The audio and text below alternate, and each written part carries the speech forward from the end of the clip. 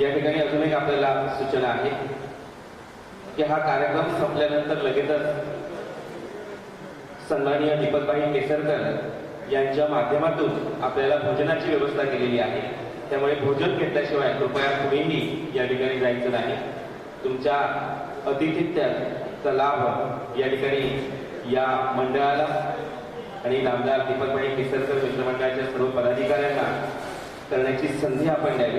त्यामुळे सर्व विद्यार्थ्यांना, पालकांना, त्याचबरोबर शिक्षक, मुख्याध्यापक या सर्वांना विनंती आहे की कार्यक्रम संपल्यानंतर लगेचच स्नेहभोजनाचा कार्यक्रम या ठिकाणी असेल। आपण सगळ्यांनी या स्नेहभोजनाच्या कार्यक्रमामध्ये सहभागी व्हावं ही आयोजकांच्या वतीनं आपल्याला मनपूर्वक विनंती।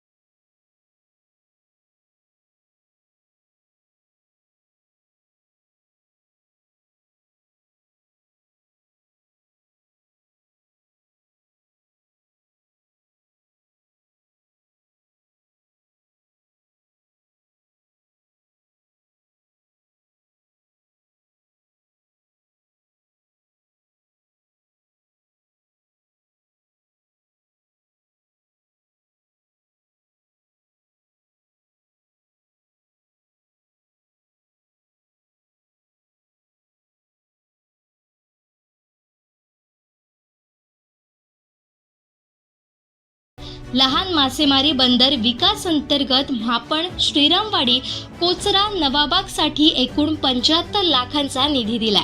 वेंगुर्ला शहर हे पर्यटनाचा केंद्रबिंदू बनावा या उद्देशानं दीपक केसरकर यांनी शहरातील विविध प्रकल्पांसाठी सुद्धा पालकमंत्री असल्यापासून आतापर्यंत कोट्यवधी रुपयांचा निधी दिलाय. यात पाणी पुरवठा योजनेकरिता सुमारे 3 कोटी, रस्त्यांसाठी 6 कोटी, वैशिष्ट्यपूर्ण विशेष अनुदान अंतर्गत 8 कोटी, स्थानिक विकास निधी 55 लाख, वॉकिंग ट्रॅक आणि फूड मॉलसाठी 15 कोटी, रामेश्वर देवस्थान सुशोभीकरणासाठी 35 लाख एवढा निधी दिला. यामुळे दीपक केसरकर हे वेंगुर्ला शहराच्या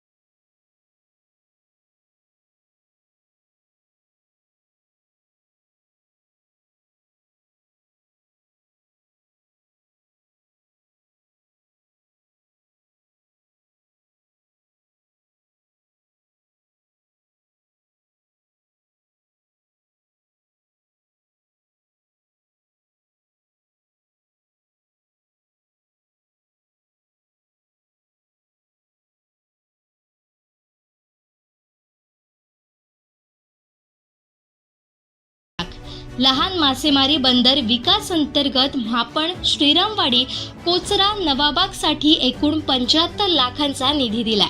वेंगुर्ला शहर हे पर्यटनाचा केंद्रबिंदू बनावा या उद्देशानं दीपक केसरकर यांनी शहरातील विविध प्रकल्पांसाठी सुद्धा पालकमंत्री असल्यापासून आतापर्यंत कोट्यवधी रुपयांचा निधी दिलाय. यात पाणी पुरवठा योजनेकरिता सुमारे 3 कोटी, रस्त्यांसाठी 6 कोटी, वैशिष्ट्यपूर्ण विशेष अनुदान अंतर्गत 8 कोटी, स्थानिक विकास निधी 55 लाख, वॉकिंग ट्रॅक आणि फूड मॉलसाठी 15 कोटी, रामेश्वर देवस्थान सुशोभीकरणासाठी 35 लाख एवढा निधी दिला. यामुळे दीपक केसरकर हे वेंगुर्ला शहराच्या विकास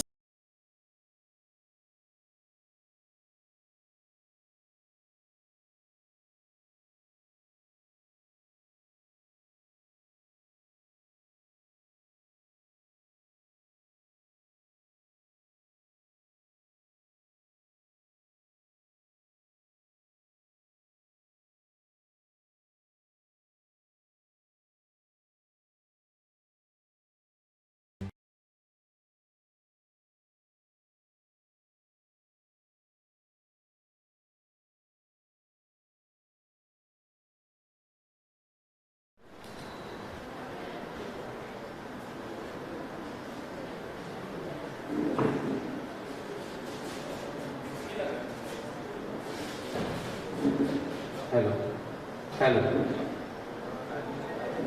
सुस्वागत. अगदी काही क्षणातच आपण कार्यक्रमाला प्रारंभ करणार आहोत. कार्यक्रमाची सुरुवात ही महाराष्ट्राचे पहिले छत्रपती आणि हिंदवी स्वराज्याचे संस्थापक जाणता राजा अर्थात शिवाजी महाराज यांना अभिवादन करून होईल. त्याचबरोबर बाळासाहेब ठाकरे, धर्मवीर आनंदराव दिघे साहेब या सर्वांचं पुण्यस्मरण आपण या कार्यक्रमाच्या माध्यमातून करणार आहोत. त्यानंतर आपल्या भारतीय परंपरेनुसार दीप प्रज्वलन होईल. आजच्या कार्यक्रमामध्ये प्रमुख पाहुणे असतील सन्माननीय महेशजी धोत्रे, शिक्षणाधिकारी प्राथमिक, त्याचबरोबर डॉक्टर मुश्ताक शेख, शिक्षणाधिकारी माध्यमिक, शिवसेना जिल्हा प्रमुख सन्माननीय अशोकजी दळवी, त्याचबरोबर डॉक्टर अश्विनी माइंडकर सामंत मॅडम, वैद्यकीय अधिकारी Vengurla, assistant governor Rotary club Sanjayji Punalekar sir, याचबरोबर जिल्हा समन्वयक शिवसेना सिंधुदुर्ग सचिनजी वालावलकर सर, सुनीलजी डुबळे सर जिल्हा संघटक, त्याचबरोबर नितीन मांजरेकर सर तालुका प्रमुख, उमेशजी हेरम सर शहर प्रमुख, हे सर्व सन्माननीय पाहुणे आणि मान्यवर म्हणून व्यासपीठावर विराजित असतील. या कार्यक्रमामध्ये ज्या ज्या विद्यार्थ्यांनी पहिल्या 3 क्रमांक काढलेले आहेत, त्यांनी 3 क्रमांकामध्ये यश संपादन केलेले आहे, त्या वेंगुर्ला तालुक्यातील सर्व गुणवंत आणि यशस्वी विद्यार्थ्यांचं आपण या ठिकाणी कौतुक करणारच आहोत. त्याचबरोबर ज्या शाळेने हे संपादन केलं आहे त्या सर्व मुख्याध्यापकांचं किंवा त्याचे जे प्रतिनिधी आहेत त्यांचंही आपण या ठिकाणी गौरव करणार आहोत. महाराष्ट्र राज्याचे विद्यमान शिक्षण मंत्री आणि चांदार ते बांधा ही योजना ज्यांनी खऱ्या अर्थाने तळागाळात पोहोचवली असं लाडकं व्यक्तिमत्व म्हणजे केसरकर साहेब आणि त्यांच्या वाढदिवसाप्रित्यर्थ आपण एक आगळा वेगळा कार्यक्रम घेतो आहोत. विद्यार्थ्यांचा गुणगौरव कार्यक्रम घेतो आहोत. कारण विद्यार्थी हे देशाचे भावी नागरिक असतात. त्यांच्या पाठीवर शाबासकीचे हात फिरवण्याचा हा एक सुंदर असा कार्यक्रम आज दीपकभाई केसरकर यांच्या माध्यमातून या ठिकाणी होतोय. त्याचबरोबर या कार्यक्रमामध्ये सचिनजी देसाई उप जिल्हा प्रमुख शिवसेना आणि बाळा दळवी तालुका संघटक वेंगुर्ला हेही या ठिकाणी उपस्थित असतील. अगदी काही वेळातच आपण या ठिकाणी कार्यक्रमाला सुरुवात करणार आहोत. खरं तर नेता म्हटला की नेत्याचा एक पाय हा व्यासपीठावर असला तर दुसरा पाय जनसामान्य लोकांमध्ये असला पाहिजे. जो जनतेच्या व्यथा समजतो तो नेता या संज्ञेस पात्र होतो.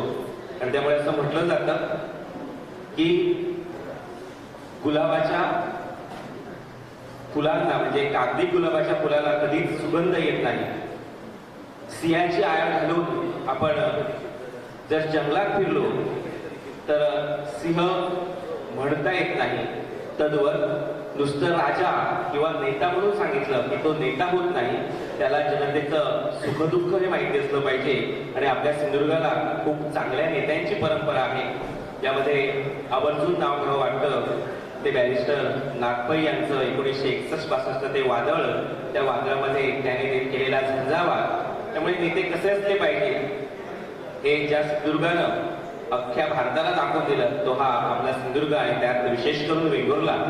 कारण वेंगुर्ल्याची खासियत अशी आहे की वेंग मारून उठला त्या वेंगुर्ला पटकन कुणाला समजणार नाही. आध्यात्मिक म्हटलं तर ते आध्यात्मिकही नाही, आपल्याच तंत्रीमध्ये जगणारा हा वेंगुर्ल्याचा माणूस. आणि आज वेंगुर्ल्यासारख्या आध्यात्मिक, ऐतिहासिक, सांस्कृतिक दृष्ट्या प्रगल्भ असणाऱ्या या वेंगुर्ल्यामध्ये आपण गुणवंतांचा सत्कार करणार आहोत. त्यांना आपण गौरवणार आहोत. हा गौरव निश्चितच त्यांना दिशादर्शक असेल. मी सर्व सन्माननीय पाहुण्यांचं या ठिकाणी मनपूर्वक स्वागत करतो.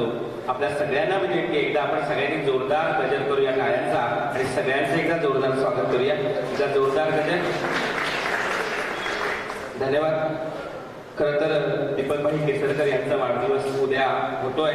अगदी जिल्ह्याभरामध्ये वेगवेगळ्या कार्यक्रमांच्या माध्यमातून हा वाढदिवस साजरा केला जाणार आहे. शिक्षण मंत्री म्हणून काम करत असताना दीपकभाई केसरकर यांनी आजी आजोबांना सन्मानपूर्वक वागणूक मिळाली पाहिजे म्हणून एक नौका उपक्रम साजरा केला. खरं तर आजी आजोबा ही खूप मोठी विद्यापीठं असतात. त्यांच्याकडून संस्काराचं लोड हे सर्वसामान्य माणसाला मिळत असतं, त्यांच्या नातीला किंवा नातवाला मिळत असतं. पण दुर्दैवानं सांगावंसं वाटतं की सिंधुदुर्गामध्ये सुद्धा वृद्धाश्रमाची वाढती संख्या हे धोक्याचं गणित आहे. त्यामुळे आजी आजोबा आपल्याबरोबर असलं पाहिजे असं ज्यांनी समीकरण शिक्षण क्षेत्राला दिलं त्या दीपकभाई केसरकर साहेबांचा आजचा हा वाढदिवस. खरं तर वाढदिवसा निमित्त हा गौरव समारंभ तर आहेच, त्याचबरोबर या ठिकाणी आंतरराष्ट्रीय कीर्तीचे अस्थिरोग तज्ञांमार्फत मोफत तपासणी शिबिर सुद्धा आयोजित केलेलं आहे. या शिबिरांच्या तारखा आणि वेळ कृपया लक्षात असू द्या. 18 तारीखला हे शिबिर जे आहे ते ग्रामीण रुग्णालय शिरोडा या ठिकाणी असेल. 19 तारीखला वेंगुर्ल्यामध्ये उपजिल्हा रुग्णालय वेंगुर्ला. त्यानंतर 20 जुलैला सकाळी 10 वाजता उपजिल्हा रुग्णालय दोडामार्ग. 21 जुलैला प्राथमिक आरोग्य केंद्र साटेली भेडशी. शनिवारी 22 जुलैला प्राथमिक आरोग्य केंद्र बांदा. त्याचबरोबर 23 जुलैला सावंतवाडी सुंदर नगरीमध्ये सावंतवाडी जिल्हा रुग्णालय सावंतवाडी या ठिकाणी हे आंतरराष्ट्रीय कीर्तीच्या अस्थिरोग तज्ञांमार्फत मोफत तपासणी शिबिर या ठिकाणी वाढदिवसाच्या प्रित्यर्थ आयोजित केलेलं आहे. यामध्ये वेगवेगळ्या प्रकारच्या हाडांच्या आजारावर योग्य अशा प्रकारचे उपचार त्या ठिकाणी केले जातील. याही शिबिराचा आपण आपल्या आजूबाजूच्या लोकांना लाभ घेण्याचा आवाहन करावं. आणि याचबरोबर आजचा हा दिवस जो आहे त्या दिवसाला आपण सत्कार समारंभ, गुणवंत विद्यार्थ्यांचा सत्कार समारंभ या ठिकाणी आयोजित केलेला आहे. अगदी काही वेळातच मान्यवर या ठिकाणी येतील आणि आपण कार्यक्रमाला प्रारंभ करणार आहोत. तत्पूर्वी आपल्या सगळ्यांना विनंती आहे की या ठिकाणी भोजनाचा सुद्धा कार्यक्रम आहे. त्यामुळे स्नेहभोजन झाल्याशिवाय कृपया कुणीही आपली आसनं सोडू नये. जसं तुम्ही या ठिकाणी तुमचा गुणगौरव होईल त्याचबरोबर मान्यवरांचे विचार सुद्धा आपल्याला ऐकायला मिळतील. खरं तर विचारामध्ये परिवर्तन करण्याची ताकद असते आणि हे परिवर्तन करण्याचं सामर्थ्य शब्दामध्ये असतं. म्हणून संतश्रेष्ठ जगद्गुरु तुकोबाराय शब्दांना धन असं म्हणतात, रत्न असं म्हणतात. आणि अशा वेगवेगळ्या विचारांची माणसं ज्यांनी उत्तुंग भरारी घेतलेली आहे ती सगळी माणसं विचाराच्या माध्यमातून त्या ठिकाणी जागर करते. जी लोक बाहेर आहेत त्यांना विनंती आहे की आपण कृपया आसनस्थ व्हावं. बैठक व्यवस्था केलेली आहे. आजूबाजूला हॉलच्या जी लोक आहेत त्यांना विनंती आहे की कृपया आपल्यासाठी आसनाची व्यवस्था केलेली आहे. त्यामुळे आसनावर विराजित व्हावं.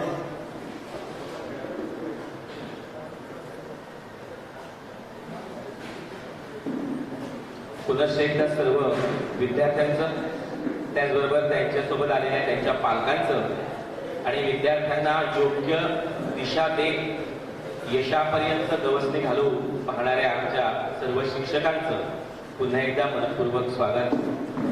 अगदी काही वेळातच आपण कार्यक्रमाला प्रारंभ करणार आहोत. कार्यक्रम आपण सुरू करणार आहोत.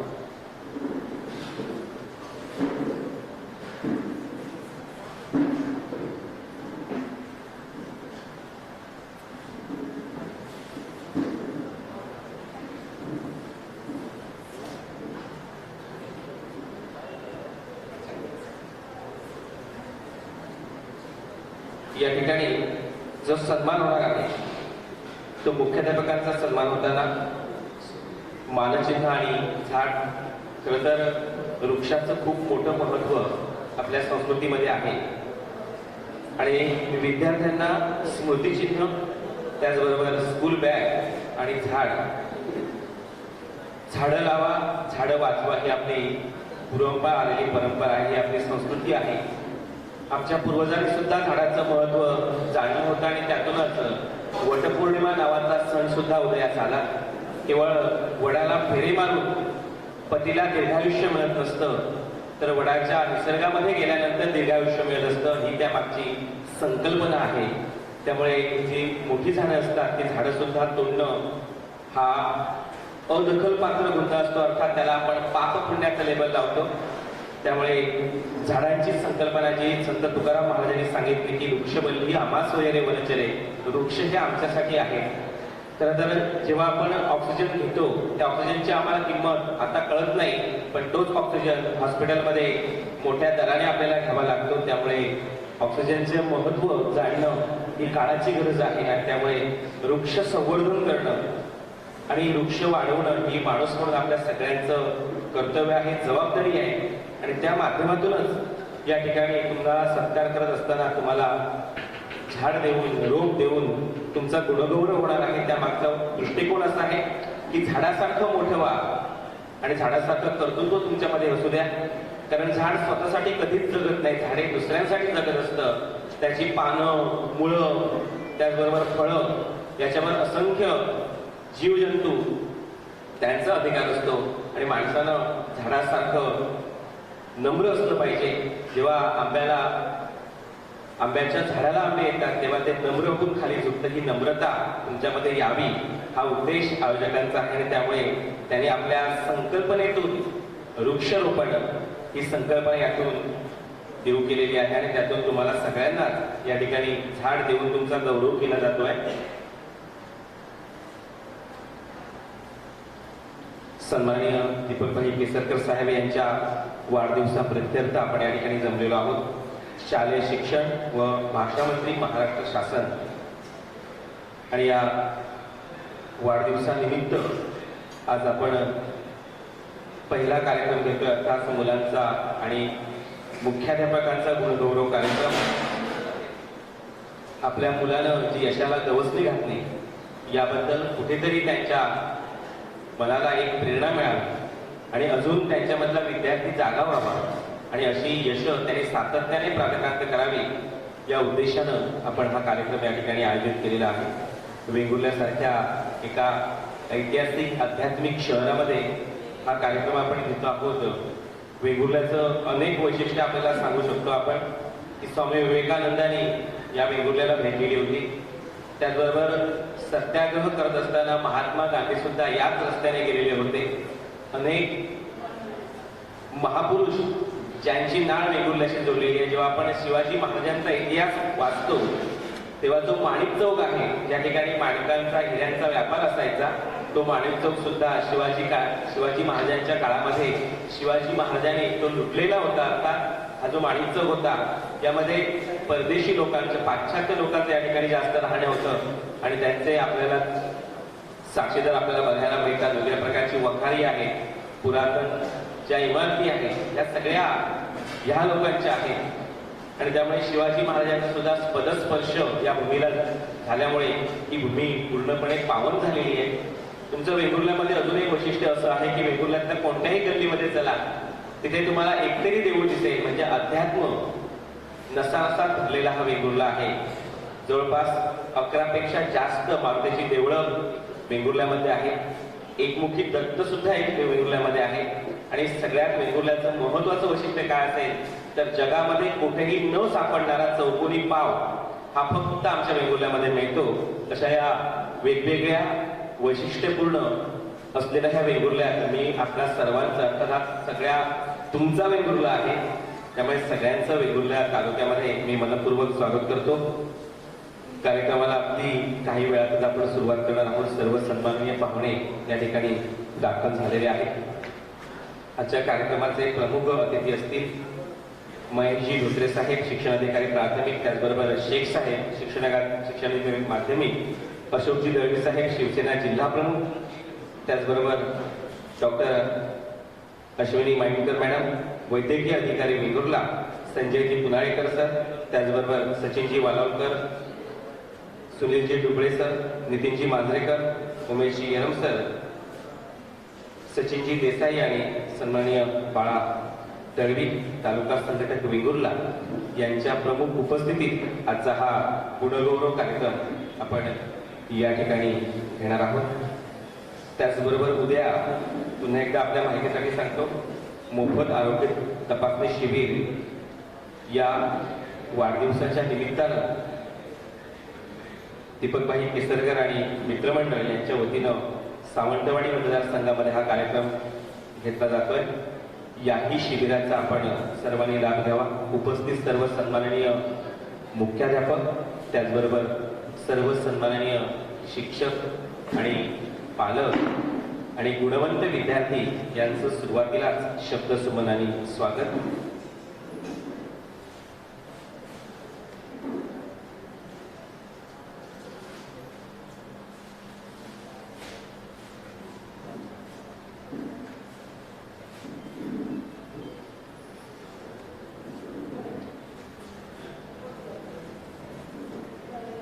महाराष्ट्र शासनामध्ये वेगवेगळी पदं भूषवत असताना पर्यटनाचा दूरगामी दृष्टिकोन दीपकभाई केसरकर यांनी आपल्या दृष्टिक्षेपात आणला आणि सिंधुदुर्गाचा कायापालट करण्याचा प्रामाणिक प्रयत्न त्यांच्या माध्यमातून झाला. 1999ला आपला सिंधुदुर्ग पर्यटन जिल्हा म्हणून शासनाने घोषित केला, पण पर्यटनपूरक व्यवस्था त्यासाठी अनुकूल वातावरण आपल्या जिल्ह्यामध्ये नव्हतं. पण अलीकडच्या काळामध्ये दीपकभाई केसरकर यांच्या दृष्टीनं काही बदल आपल्याला होताना दिसत आहेत. हे बदल सकारात्मक आहेत. जे सुंदरवाडी आहे, ज्याला आपण सावंतवाडी असं म्हणतो, त्या 3 ठिकाणी आज आपण जर गेलो तर त्यांच्या प्रतिभेची, दूरदृष्टीची आपल्याला कल्पना येते. असंच हे एक व्यक्तिमत्व ज्यांचा आज वाढदिवस आहे, त्यांच्या वाढदिवसाप्रित्यर्थ खरं तर एक वाढदिवस उद्या असला तरी त्याच्या प्रित्यर्थ आपण कार्यक्रम मात्र आजपासूनच जिल्ह्याभरामध्ये सुरू होत आहे. गुणगौरव कार्यक्रमानंतर मी तुम्हाला तुमच्या माहितीसाठी सांगितलं की उद्यापासून मोफत तपासणी शिबिर या ठिकाणी होत आहे. आंतरराष्ट्रीय दर्जाचे जे अस्थिरोग तज्ज्ञ आहेत, त्यांच्या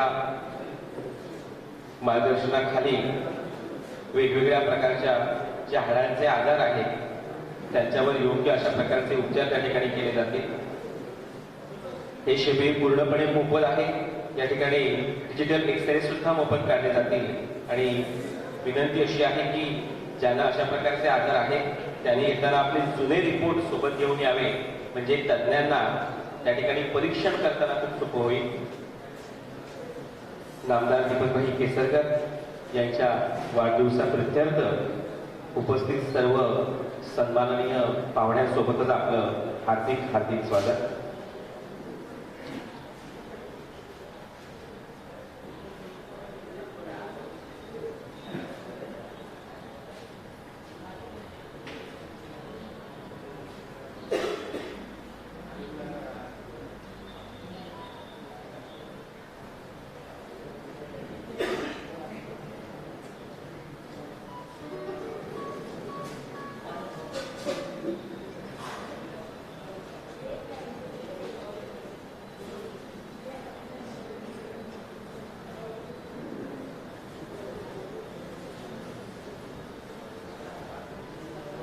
अगदी काही वेळातच आपण कार्यक्रमाला सुरुवात करणार आहोत. काही मान्यवर या ठिकाणी यायचे बाकी आहे आणि लगेचच आपण कार्यक्रमाला सुरुवात करणार आहोत. कार्यक्रमाचा श्री गणेश आपण शिवाजी महाराजांचं स्मरण करून त्यांच्या ठिकाणी अभिवादन करून करणार आहोत.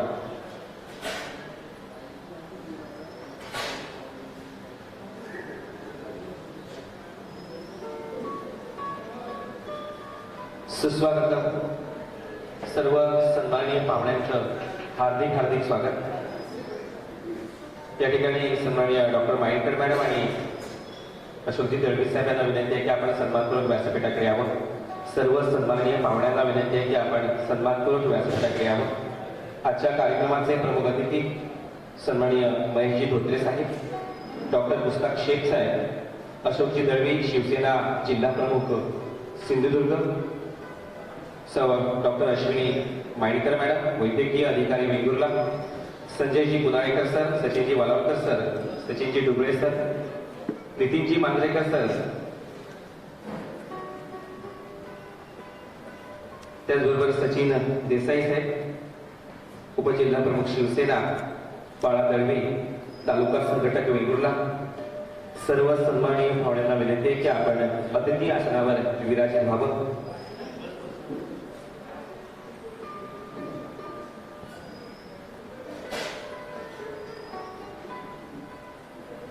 एकदा सर्व सन्माननीय पाहुण्यांसाठी जोरदार टाळ्या. सचिनजी देसाई साहेबांना विनंती आहे की कृपया आपण व्यासपीठाकडे यावं आणि स्थानापन्न व्हावं. सचिनजी देसाई साहेब, उपजिल्हा प्रमुख शिवसेना. सर्व सन्माननीय पाहुणे व्यासपीठावर विराजित झालेले आहेत.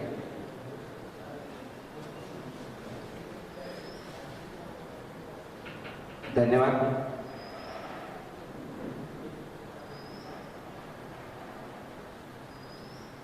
वेंगुर्ला ऐतिहासिक, आध्यात्मिक महत्व असलेली भूमी. प्रत्येक ठिकाणी देवतांचा आविष्कार ज्या भूमीमध्ये आपल्याला बघायला मिळतो तो वेंगुर्ला, ज्याने आंतरराष्ट्रीय क्रिकेटमध्ये आपला एक दबदबा निर्माण केला, त्या सुनील गावस्करची ही जन्मभूमी.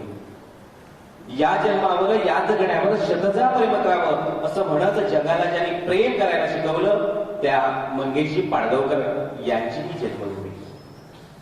ययातीसारखं पुस्तक ज्याने लिहिलं ते विसल खांडेकर यांची ही भूमी. त्याचबरोबर बॅरिस्टर सारखं पुस्तक लिहून साहित्य जगतामध्ये एक वेगळा आदर्श निर्माण केला त्या जयंत दळवे यांची ही भूमी. साहित्याचा अनोखा वारसा लाभलेल्या या भूमीमध्ये मी आपल्या सर्वांचं एका जोरदार गायनच्या कार्यक्रमामध्ये आपण स्वागत करूया. सर्व सन्माननीय पाहुण्यांचं हार्दिक हार्दिक स्वागत. मुख्याध्यापकांना विनंती आहे की कृपया आपण सर्व मुख्याध्यापकांनी कृपया पुढच्या रांगेत आसनस्थ व्हावं. सर्व सन्माननीय मुख्याध्यापकांना विनंती आहे की आपण पुढच्या रांगेत येऊन आसनस्थ व्हावं.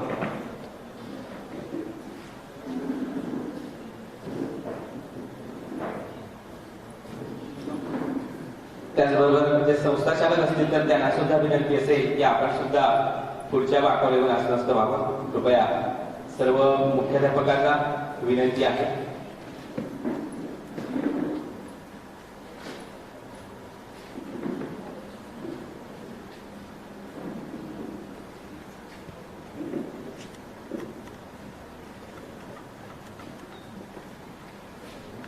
धन्यवाद. पुन्हा एकदा आपण जोरदार टाळ्यांचा गजर करूया सर्व मुख्याध्यापकांसाठी आणि त्याचबरोबर उपस्थित सर्वांसाठी.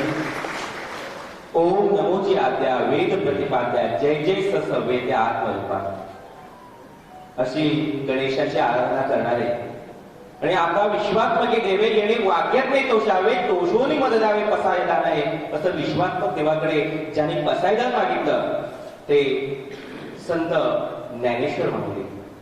आम्हा तरी धन शब्दांचे रंग शब्दांचे शस्त्र यज्ञ करू शब्द आमच्या जीवाचे जीवन शब्द वाटू जन धन लोक असं म्हणत ज्यांनी शब्दांची पूजा केली, ज्यांचा प्रत्येक शब्द म्हणजे अंगार होता आणि त्या अंगारातून खऱ्या अर्थाने ज्यांनी अभंग लिहिले आणि सर्वसामान्य लोकांना अंधश्रद्धेतून जागं केलं असं संत शिरोमणी संत तुकाराम महाराज. काशी जाते मथुरा जाते तू तिन्ही समय राहते अरे धाने से क्या पाया मेंढक तो पाणी में ही सोते असं म्हणत 12व्या दशकामध्ये ज्या संत कबीरानं धर्मांधता कर्मकांड यावर विरोध केला आणि खऱ्या अर्थाने महाराष्ट्राचं वैभव, महाराष्ट्राचा संचित अगदी पंजाब पर्यंत घेऊन गेले ते संत कबीर.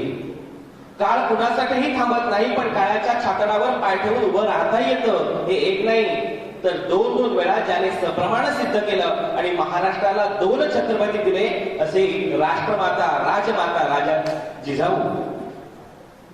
फुलांपेक्षाही कोमल पण आकाशावर इतका पवित्र आणि मंदिरापेक्षा सुद्धा पवित्र असं एकमेव चरित्र ते म्हणजे शिवाजी राजे, ज्यांना आपण जाणते राजे म्हणतो.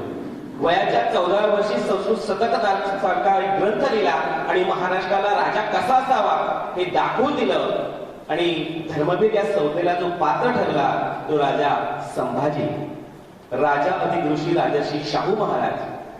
मैंने तो संविधान बनाया लेकिन संविधान पालने के लिए लोग नहीं बन पाए अशी खंत ज्याने म्हणून दाखवली. मी प्रथमतः भारतीय आहे आणि अंतिमतः भारतीय राहील. हिरवा, पिवळा, भगवा, पांढरा मला काहीच नको, माझा असेल तो तिरंगा आणि तिरंग्यावरच मी प्रेम करेन हे ज्याने सांगितलं ते महामानव डॉक्टर बाबासाहेब आंबेडकर. महाराष्ट्राचे पहिले समाजसुधारक ज्योतिबा फुले, सावित्रीबाई फुले. त्याचबरोबर तमाम महापुरुषांना आपण टाळ्यांच्या गजरामध्ये अभिवादन करूया आणि कार्यक्रमाची सुरुवात करूया.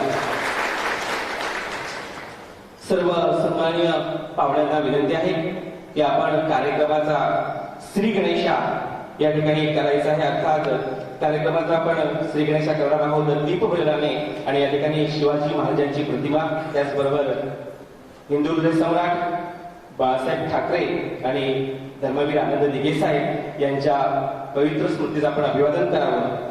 आधी पहिलं दीपप्रज्वलन करावं आणि त्यानंतर आपण सर्वांनी अभिवादन करावं आणि कार्यक्रमाची सुरुवात करावी. सर्व पाहुण्यांना विनंती आहे की कृपया आपण प्रतिमेला या ठिकाणी सुरुवातीला शिवाजी महाराज, त्याचबरोबर या ठिकाणी शारदा सरस्वती मातेची सुद्धा तस्वीर आहे, त्यांना सुद्धा आपण या ठिकाणी त्यांच्या चरणावर नतमस्तक व्हावं. दीप प्रज्वलन होत आहे. दीपश ज्योती नमस्तुते. खरं तर दिवा अंधकार दूर करतो. हा अंधकार दूर करण्याचं सामर्थ्य आपल्यामध्ये यावं या माध्यमातून आपण दीप प्रज्वलन करतो आहोत. आपली संस्कृती मित्रांनो रुद्राक्ष संस्कृती आणि रुद्र म्हणजे उष्णता. हा दीप ज्ञानाचा आहे, हा दीप समतेचा आहे, दीप प्रेमाचा आहे. हा दीप तुमच्या आमच्या स्नेहाचा आहे आणि या स्नेहरूपी दीपाचं प्रज्वलन करत असताना सर्व सन्माननीय मान्यवर श्रीमंती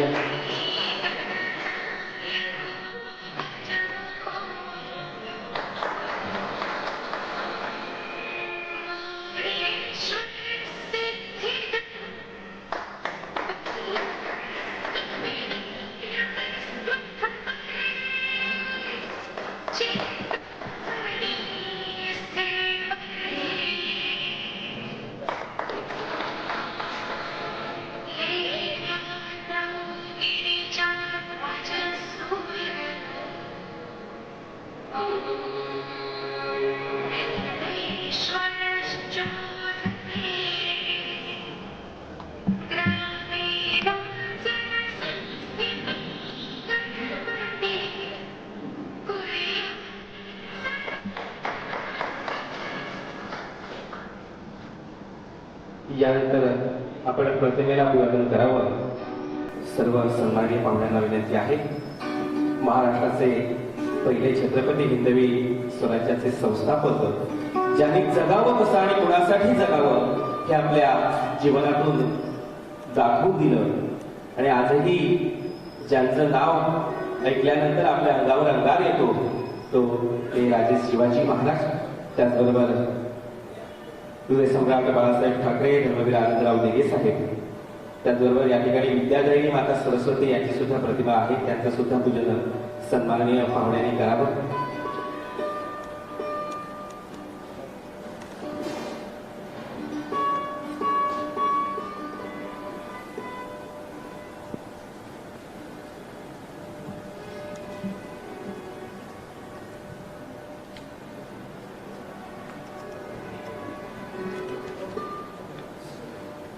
धन्यवाद.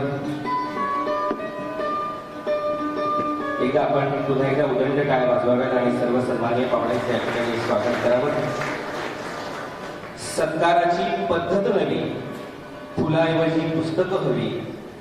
शाल श्रीफळ ठीक आहे पण रोपट्याची त्याला जोड द्यावी अशा प्रकारचा आज हा कौतुक समारंभ सोहळा. अतिथी देवो भव ही आपली संस्कृती आहे आणि आलेला पाहुणा हा देवासमान असतो आणि या सर्व पाहुण्यांचं यथाशक्य स्वागत करणं हे खूप महत्वाचं असतं आणि त्यामुळे सुरुवातीला आपण सर्व सन्माननीय पाहुण्यांचं स्वागत करतो आहोत. मी सन्माननीय सचिनजी वालावलकर सर यांना विनंती करेन की आजच्या प्रमुख पाहुण्यांचं आपण स्वागत आपल्या शुभ हस्ते व्हावं. शिक्षणाधिकारी प्राथमिक महेशजी धोत्रे साहेब यांचे या ठिकाणी आपण स्वागत करतो आहोत. शिक्षणाच्या माध्यमातून समाजामध्ये वेगवेगळ्या स्तरावरचे प्रश्न एक अधिकारी म्हणून ज्याने तडीस लावले असे धोत्रे साहेब यांचे या ठिकाणी आपण स्वागत करतो आहोत. एकदा उदंड टाळ्या सन्माननीय धोत्रे साहेब प्राथमिक शिक्षणाधिकारी. त्यानंतर या ठिकाणी दुसरे सन्माननीय पाहुणे आहेत डॉक्टर शेख साहेब शिक्षणाधिकारी माध्यमिक. या ठिकाणी मी विनंती करतो उमेशजी साहेबांना की आपण शेख साहेबांचं या ठिकाणी स्वागत करावं. त्यानंतर अश्विनी सावंत मॅडम आहेत त्यांना मी विनंती करतो. नितीनजी मांजरेकर साहेबांना विनंती आहे की आपण डॉक्टर साहेबांचं या ठिकाणी स्वागत करावं. मॅडमचं या ठिकाणी स्वागत होत आहे. त्यानंतर अशोकजी दळवी साहेब आहेत शिवसेना जिल्हा प्रमुख आणि एक मितभाषी अशा प्रकारचं हे व्यक्तिमत्व. कमी तिथे आम्ही असं सरांचं व्यक्तिमत्व आहे. एकदा दळवी साहेबांसाठी जोरदार टाळ्या. त्यानंतर संजयजी पुगाळेकर सर या ठिकाणी उपस्थित आहेत त्यांचं सुद्धा आपण मनपूर्वक स्वागत करतो आहोत. मी मान्यवरांना विनंती करेन की आपण पुगाळेकर सर असिस्टंट गव्हर्नर लोटरीकर. त्यानंतर जिल्हा समन्वयक म्हणून अत्यंत उत्कृष्ट भूमिका बजावणारे सचिनजी वालावलकर साहेब यांचं या ठिकाणी आपण स्वागत करणार आहोत. मी नितीन साहेबांना विनंती करतो की आपण या ठिकाणी सचिनजी वालावलकर साहेबांचं स्वागत करावा. जिल्हा समन्वयक शिवसेना सिंधुदुर्ग.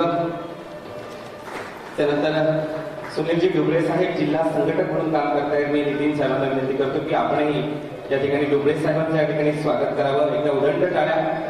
समाजामध्ये अनेक प्रश्न ते घेऊन मांडतात. त्याचबरोबर या ठिकाणी शहर प्रमुख उमेशजी यलम साहेबांना विनंती आहे की आपण या ठिकाणी सचिन देसाई साहेबांचं स्वागत करावं.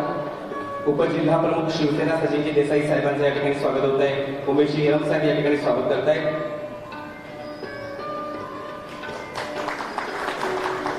धन्यवाद सर. त्यानंतर बाळा दळवी साहेबांचं या ठिकाणी आपण स्वागत करतो आहोत. अर्थात आपलीच सगळी माणसं आहेत त्यामुळे आपण स्वागत करावं लागणार. मी या ठिकाणी नितीन मांजरेकर साहेबांना विनंती करतो की आपण तालुका संघटक म्हणून योग्य धुरा सांभाळणाऱ्या बाळा दळवी साहेबांचं या ठिकाणी स्वागत करावं. त्याचबरोबर उमेश शरम सरांचं सुद्धा स्वागत आपण करावं. सर्व सन्माननीय पाहुण्यांचं या ठिकाणी स्वागत होत आहे. सगळे आपलेच पाहुणे आहेत आणि त्यांचं आपण स्वागत करतो आहोत. महाराष्ट्र शिक्षण मंत्री सन्माननीय केसरकर साहेबांच्या वाढदिवसानिमित्त आणि या ठिकाणी नितीनजी साहेबांचं स्वागत या ठिकाणी आपण करूया. उमेशजी यलम साहेबांना विनंती की आपण सरांचं या ठिकाणी स्वागत करावं. नितीनजी मांजरेकर तालुका प्रमुख म्हणून खूप सुंदर काम ते करतात. अनेक प्रकारच्या वेगवेगळ्या स्पर्धेला सातत्याने सर उपस्थित असतात. धन्यवाद. सर्व सन्माननीय पाहुण्यांना विनंती आहे की आपण स्थानापन्न व्हावं. मित्रभाऊ, कार्यक्रमाचा उद्देश हा खूप महत्वाचा असतो आणि तो उद्देश जाणून घेण्यासाठी प्रास्ताविक असणं खूप गरजेचं असतं. त्यामुळे मी या ठिकाणी प्रास्ताविकासाठी वालावलकर साहेबांना विनंती करतो की आपण सुरुवातीचं प्रास्ताविक या ठिकाणी मनोगतातून व्यक्त करावं.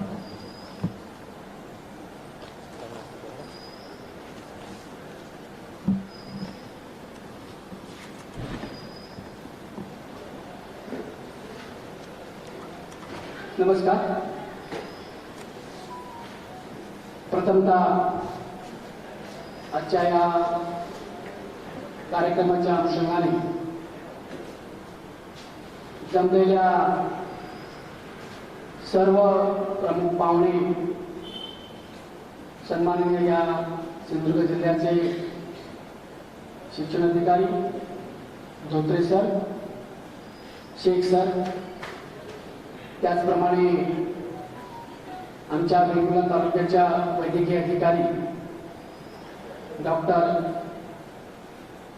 अश्विनी माईनकर मॅडम,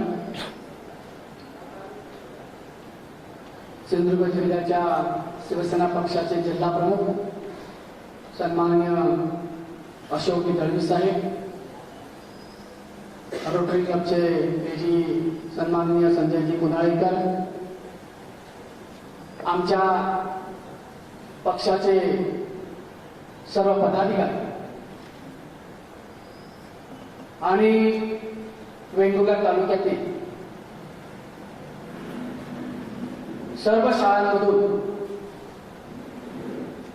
जी मुलं या ठिकाणी प्रथम, द्वितीय आणि तृतीय क्रमांकाने पास झाली, की मग 10वी असेल, 12वी असेल, आणि त्या शाळेचे प्रत्येक मुख्याध्यापक, मुलांचे पालक आणि हितचिंतक या सर्वांचं मी प्रथम या कार्यक्रमाच्या अनुषंगाने स्वागत करतो.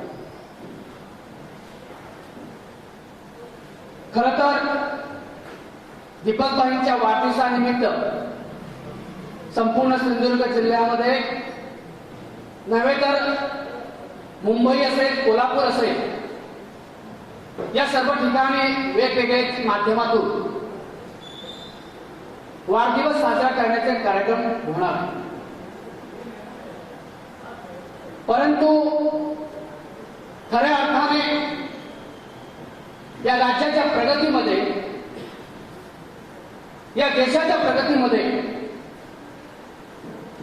शिक्षण हा असा एक घटक आहे, शिक्षण हा असा एक भाग आहे की राज्याचा शिक्षण विभागाचा कारभार माननीय दीपकबाई यांच्या माध्यमातून घेतल्यानंतर सरकार कोणाचंही असो, जी व्यक्ती या ठिकाणी राज्याच्या अनुषंगाने, देशाच्या अनुषंगाने लोकांच्या करता काम करतं, विद्यार्थ्यांकरता काम करतं, युवकांकरता काम करतं, रोजगाराकरता काम करतं, त्या नेत्याचं नाव हे साहजिकच राज्यामध्ये म्हणा, देशामध्ये म्हणा, एका वेगळ्या ठिकाणी नेऊन ठेवलं जातं. या राज्यामध्ये अनेक मंत्री आहेत, अनेक सामाजिक कार्यकर्ते आहेत, अनेक लोकांसाठी काम करणारे व्यक्ती आहेत. परंतु गेली 25 वर्ष दीपकभाई केसरकर नावाची जी व्यक्ती आहे, सातत्याने या जिल्ह्यामध्ये, या मतदारसंघामध्ये आमदार म्हणून काम करत असताना, तेव्हा कोणत्याही पक्षाचा असो, प्रथमतः राष्ट्रवादीमध्ये होते, त्यानंतर काही पक्षामध्ये अनेक बदल झाला, परंतु एक व्यक्ती म्हणून आपणा सर्वांना माहिती आहे, कोणतीही जबाबदारी टाकल्यानंतर ती मग आमदार म्हणून असेल, ती मंत्री म्हणून असेल, ती एक भागाचा पर्यटन माध्यमातून वेगळा जबाबदारी दिली असेल, सिंधुदुर्ग कमिटीची जबाबदारी दिलेली असेल, जी जबाबदारी लोकांच्या करता, लोकांना न्याय देण्याकरता जी जी जबाबदारी या नेत्यावर दिली जाते, ते काम अतिशय उत्कृष्टपणे करण्याचे त्याने अनेक वर्ष लोकांच्या समोर ठेवलेला. माझ्यासारखा सर्वसामान्य कार्यकर्ता हा त्यांच्यासोबत गेली 25 वर्ष आहे. मी प्रस्तावना करत असताना हे का बोलतो? खऱ्या अर्थाने मुलांची प्रगती होत असताना जेवढी जबाबदारी या ठिकाणी शिक्षकांची असते, जेवढी जबाबदारी पालकांची असते, तेवढीच जबाबदारी जर या राज्याचा शिक्षण मंत्री म्हणून, एक लोकप्रतिनिधी म्हणून ही त्या लोकप्रतिनिधीची असते. आणि ती जबाबदारी अतिशय चांगल्या पद्धतीनं गेली अनेक वर्ष दीपकबाईंच्या माध्यमातून सुरू आहे. शिक्षण विभाग हा एक भाग आहे.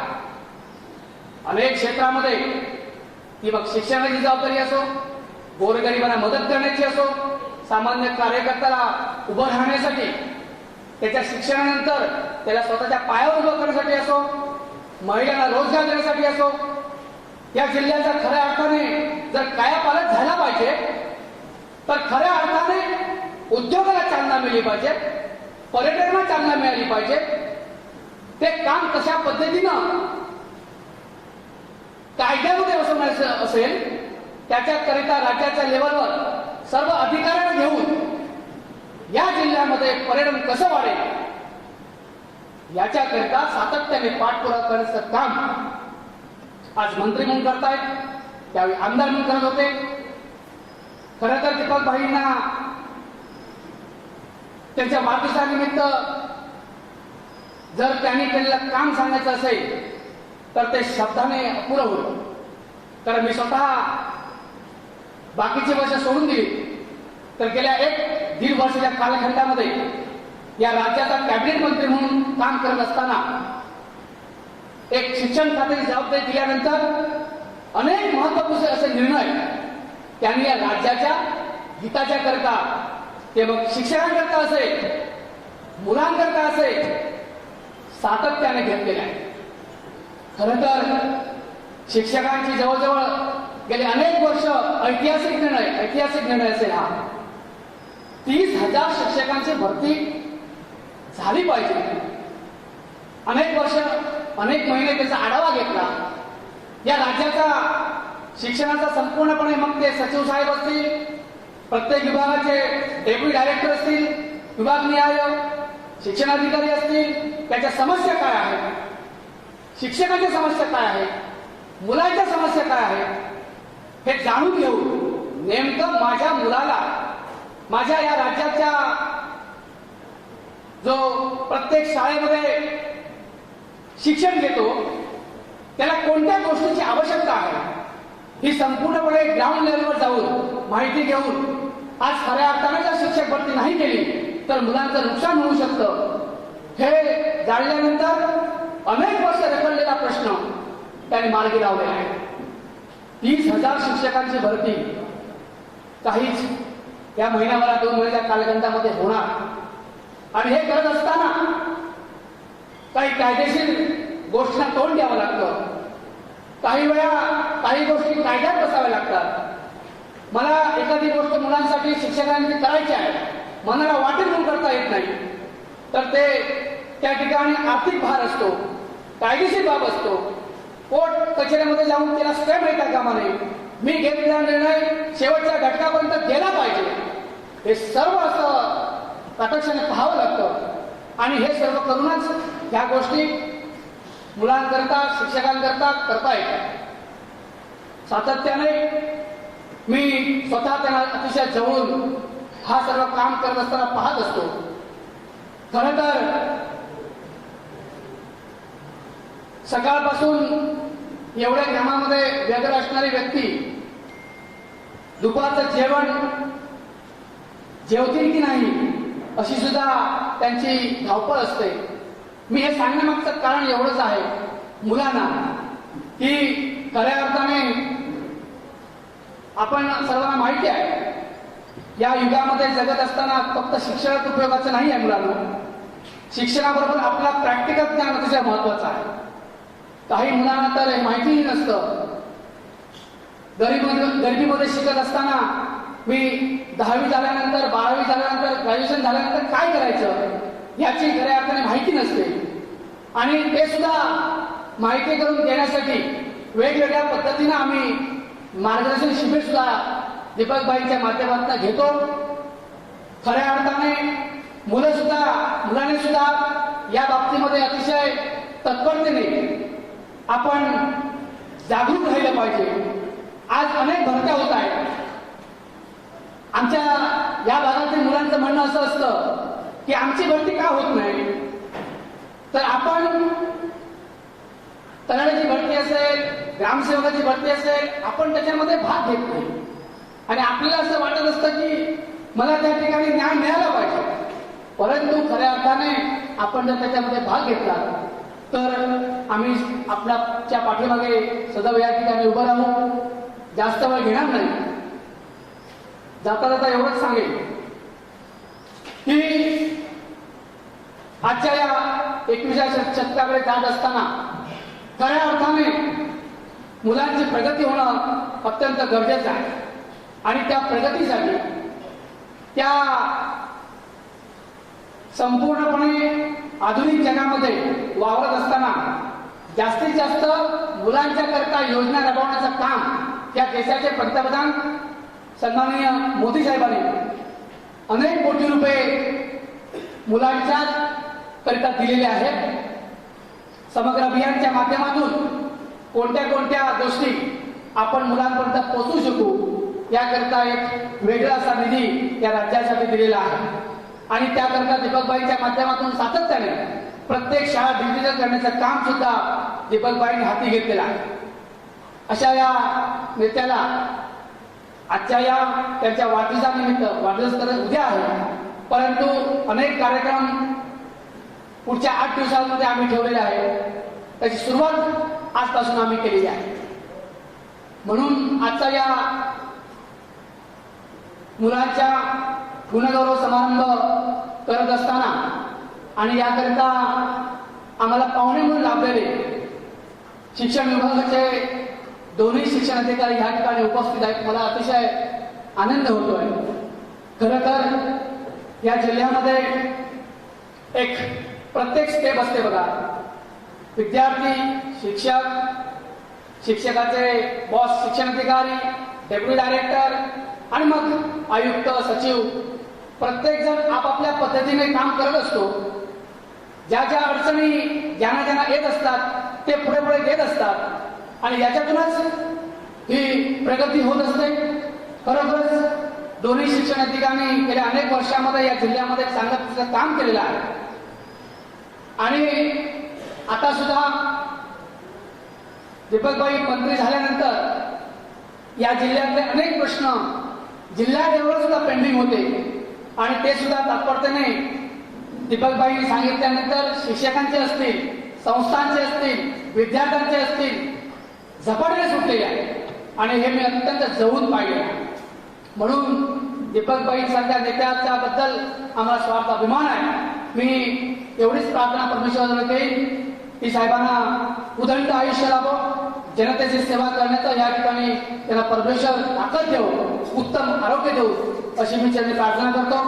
आणि जास्त वेळ न घेता परत एकदा आपण या ठिकाणी आलात. यानंतर दीपकबाईंच्या माध्यमातून आपण या ठिकाणी सन्मान चिन्ह, स्कूल बॅग आणि एक झाड देणार आहोत. प्रत्येक विद्यार्थ्याला त्यांचा सन्मान करणार आहोत. आणि ज्या ज्यावेळी आपल्याला कोणत्याही गोष्टीची आवश्यकता असेल त्यावेळी आम्हापैकी पदाधिकारी या ठिकाणी हा कार्यक्रम आयोजित करत असताना आमच्या वेगवेगळ्या तालुक्याचे तालुका प्रमुख सन्माननीय नितीनजी मांजरेकर असतील, सुने डुबळे असतील, दळवी असतील, सर्वांनी या ठिकाणी अतोनात परिश्रम घेतलेले आहे.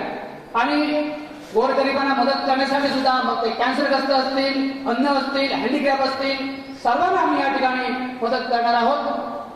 जे जे आम्हाला शक्य होईल, परमेश्वराने जेवढी ताकद आम्हाला दिलेली आहे त्या ताकदीच्या अनुषंगाने ज्यांना ज्यांना जी जी मदत लागेल ती देण्याचं काम आम्ही या दीपकबाईंच्या वाढदिवसानिमित्त या ठिकाणी आपण आश्वासित करतो. आणि आपली जास्त वेळ न घेता या ठिकाणी रजा घेतो. जय हिंद, जय महाराष्ट्र.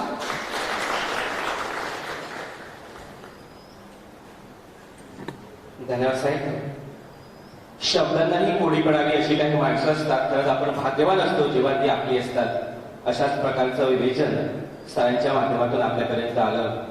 खरं तर एखाद्या देशाला, एखाद्या समाजाला उद्ध्वस्त करण्यासाठी अणुबॉम्बची कधीच गरज नव्हती. ती भासणारही नाही युद्ध करण्याची गरज. जर तुम्हाला एखादा देश, एखादा समाज जर उद्ध्वस्त करायचा असेल तर शिक्षण व्यवस्था उद्ध्वस्त करा, समाज आपोआप उद्ध्वस्त होईल. इतकी ताकद शिक्षणामध्ये असते. म्हणून डॉक्टर बाबासाहेब आंबेडकर म्हणतात की जो शिकतो तो वाघासारखा गुरगुरल्याशिवाय राहत नाही. त्यामुळे शिका, संघटित व्हा आणि संघर्ष करा असा मूलमंत्र ज्याने दिला त्यांचं जीवन अत्यंत दारिद्र्यामध्ये गेलं. पण आजही 126 देश ज्यांची जयंती करतात, ज्यांनी स्वतः पुस्तकांसाठी घर बांधलं, असा एकमेव महामानव डॉक्टर बाबासाहेब आंबेडकर त्यांच्या विचाराची थोडीशी झलक आम्हाला सरांच्या बोलण्यातून आली. आपण सरांसाठी एकदा जोरदार टाळ्या वाजूया. खूप सुंदर अशा प्रकारचं विवेचन सरांमधून दिसलं आणि आश्वासक शब्द. खरं तर परिवर्तन म्हणजे एक माणूस 100 पावलं पुढे चालणं म्हणजे परिवर्तन नाही, तर 100 माणसं एक पाऊल पुढे चालणं हे परिवर्तन. आणि हे परिवर्तन करत असताना आपण हातात हात घातले पाहिजे. खरं तर कबड्डीमध्ये पायात पाय घालायचे असतात, पण जर हातात हात घालून चाललं तर ते संघटन कौशल्य असतं आणि संघटन कौशल्य चांगलं असेल तर असे कार्यक्रम दिमाखामध्ये दिसू शकतात. त्यामुळे आपण सगळ्या पदाधिकाऱ्यांना एकदा जोरदार टाळ्या वाजूया. तर इतका सुंदर अशा प्रकारचा कार्यक्रमाचा घाट या ठिकाणी घातलाय. धन्यवाद सर. यानंतर या ठिकाणी प्राथमिक विभागाचे शिक्षणाधिकारी सन्माननीय महिषी दात्रे साहेब यांना विनंती आहे की आपण व्यक्त व्हावं.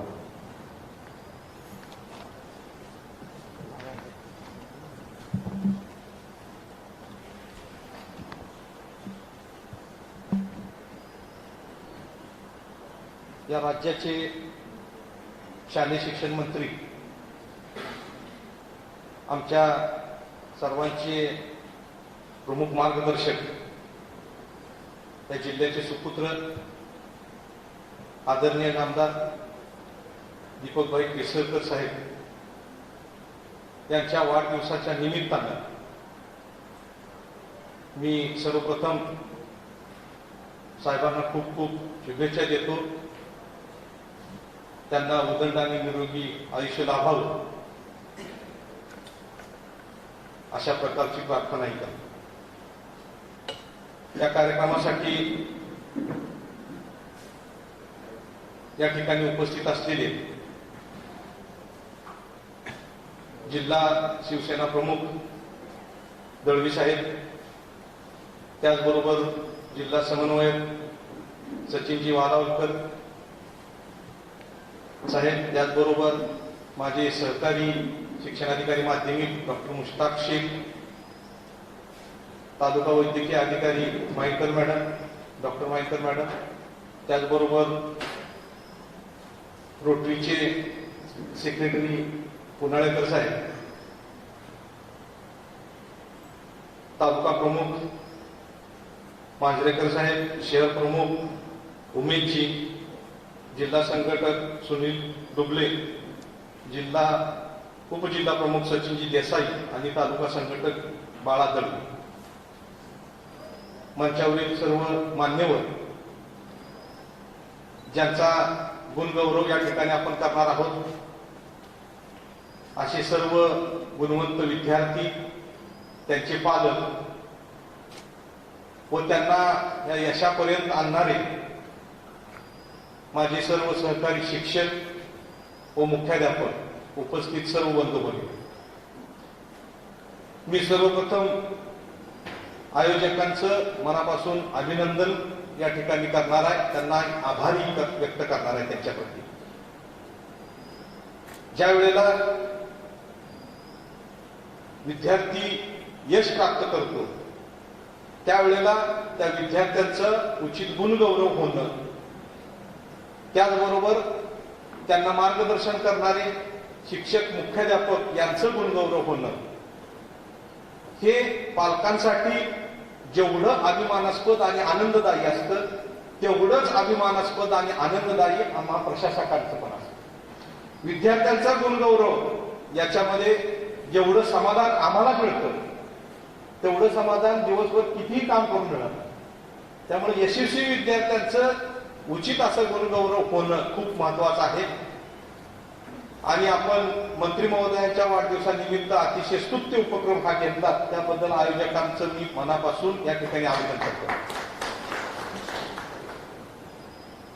हा जिल्हा लोकसंख्येनं लहान आहे, विद्यार्थी संख्या सुद्धा मर्यादित आहे, परंतु सातत्यानं पाठीमागचं 9 वर्ष इयत्ता 10वी आणि 12वीचा निकाल राज्यात सर्वात प्रथम आहे. आणि हे श्रेय हे माझ्या सर्व शिक्षकांचं आणि मुख्याध्यापकांचं आहे. आणि हे सातत्य निश्चितपणे आम्ही भविष्यात सुद्धा टिकवून ठेवू याबद्दल माझ्या मनात कोणतीही शंका नाही. त्यासाठी आम्ही सदैव प्रयत्नशील राहू आणि राहणार आहोत. थोड्या समस्या आहेत, परंतु त्या समस्या सुद्धा निश्चितपणे मंत्री महोदयांच्या माध्यमातून लवकरच सोडवल्या जाणार आहेत आणि निश्चितपणे त्या सोडवल्या जातील. आणि अधिकची गुणवत्ता आम्ही भविष्यात प्राप्त करू आणि हा जिल्हा निश्चितच गुणवत्तेच्या बाबतीमध्ये अग्रेसर ठेवू, अशी या ठिकाणी मी आपल्याला मनापासून ग्वाही देतो. विद्यार्थी मित्रांनो, आपण 10वी आणि 12वी मध्ये जे उज्ज्वल यश संपादन केलेलं आहे, त्या उज्ज्वल यशाबद्दल तुमचं मी मनापासून अभिनंदन करतो. त्याचबरोबर तुम्हाला मार्गदर्शन करणारे शिक्षक, मुख्याध्यापक आणि जे तुमच्यासाठी अपार कष्ट घेतायत असे तुमचे पालक, त्या सर्वांचंही मनापासून अभिनंदन. विद्यार्थी मित्रांनो, तुम्ही इथपर्यंत जे यश मिळवलं, या यशामुळे तुमची जबाबदारी अधिक वाढली. जे 10वी झालेले विद्यार्थी आहेत त्यांच्यासाठी इथून पुढचे 650 दिवस म्हणजे 2 वर्ष, 2 वर्षाचे 700 होतात, परंतु मी थोडे दिवस कमी करतो. हे अतिशय महत्वाचे 10वी झालेल्या विद्यार्थ्यांसाठी. त्याचप्रमाणे 12वी झालेल्या विद्यार्थ्यांसाठी पुढचे 4 वर्ष खूप महत्वाचे. इथपर्यंत जे तुम्ही कष्ट घेतलं, तुमच्या कष्टाला योग्य दिशा मिळावी म्हणून तुम्हाला जे मार्गदर्शन आमच्या शिक्षकांनी, मुख्याध्यापकांनी केलं, तेवढ्या प्रमाणात मार्गदर्शन इथून पुढे तुम्हाला मिळेल असं सांगता येत नाही. कारण जसजसं तुम्ही पुढे जाल तसतसं स्वतः स्वावलंबी बनावं लागतं शिक्षण घेत असताना, आणि ते खूप महत्वाचं आहे. 10वी नंतरच्या अभ्यासक्रमामध्ये एवढा बदल होतो, तुम्हाला कमीत कमी 5 पट अभ्यासक्रमाला तोंड द्यावं लागतं. आणि जे 12वी झालेले आहेत त्यांना कमीत कमी 3 ते 4 पट एवढ्या अभ्यासक्रमाला तोंड द्यावं लागतं.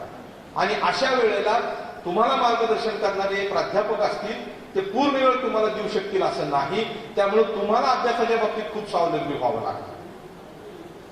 भविष्यात खूप आव्हानं तुमच्या समोर आहेत, कारण प्रत्येक ठिकाणी तुम्हाला स्पर्धा परीक्षा दिल्याशिवाय पर्याय नाही.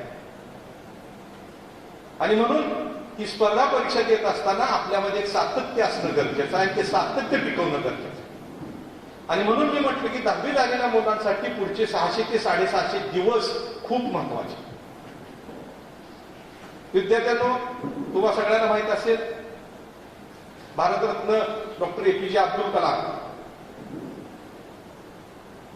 मगाशी प्रास्ताविकामध्ये ज्या पद्धतीनं सचिन वालावकर सरांनी जो उल्लेख केला की बऱ्याचशा विद्यार्थ्यांना 10वी नंतर काय करावं, 12वी नंतर काय करावं, त्याच्याबाबत निश्चित असं मार्गदर्शन मिळतंच असं नाही.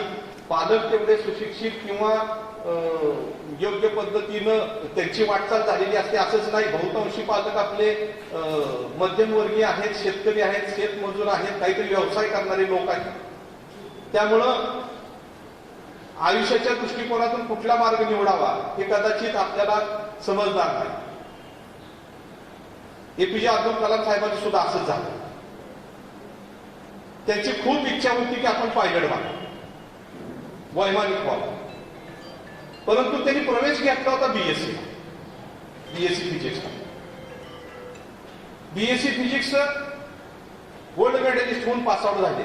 आणि मग त्यांना समजलं की BSc फिजिक्स जरी आपण झालं तरी वैमानिक किंवा पायलट होऊ शकत नाही, त्याच्यासाठी एरोनॉटिकल इंजिनिअरिंगची डिग्री घ्यायची.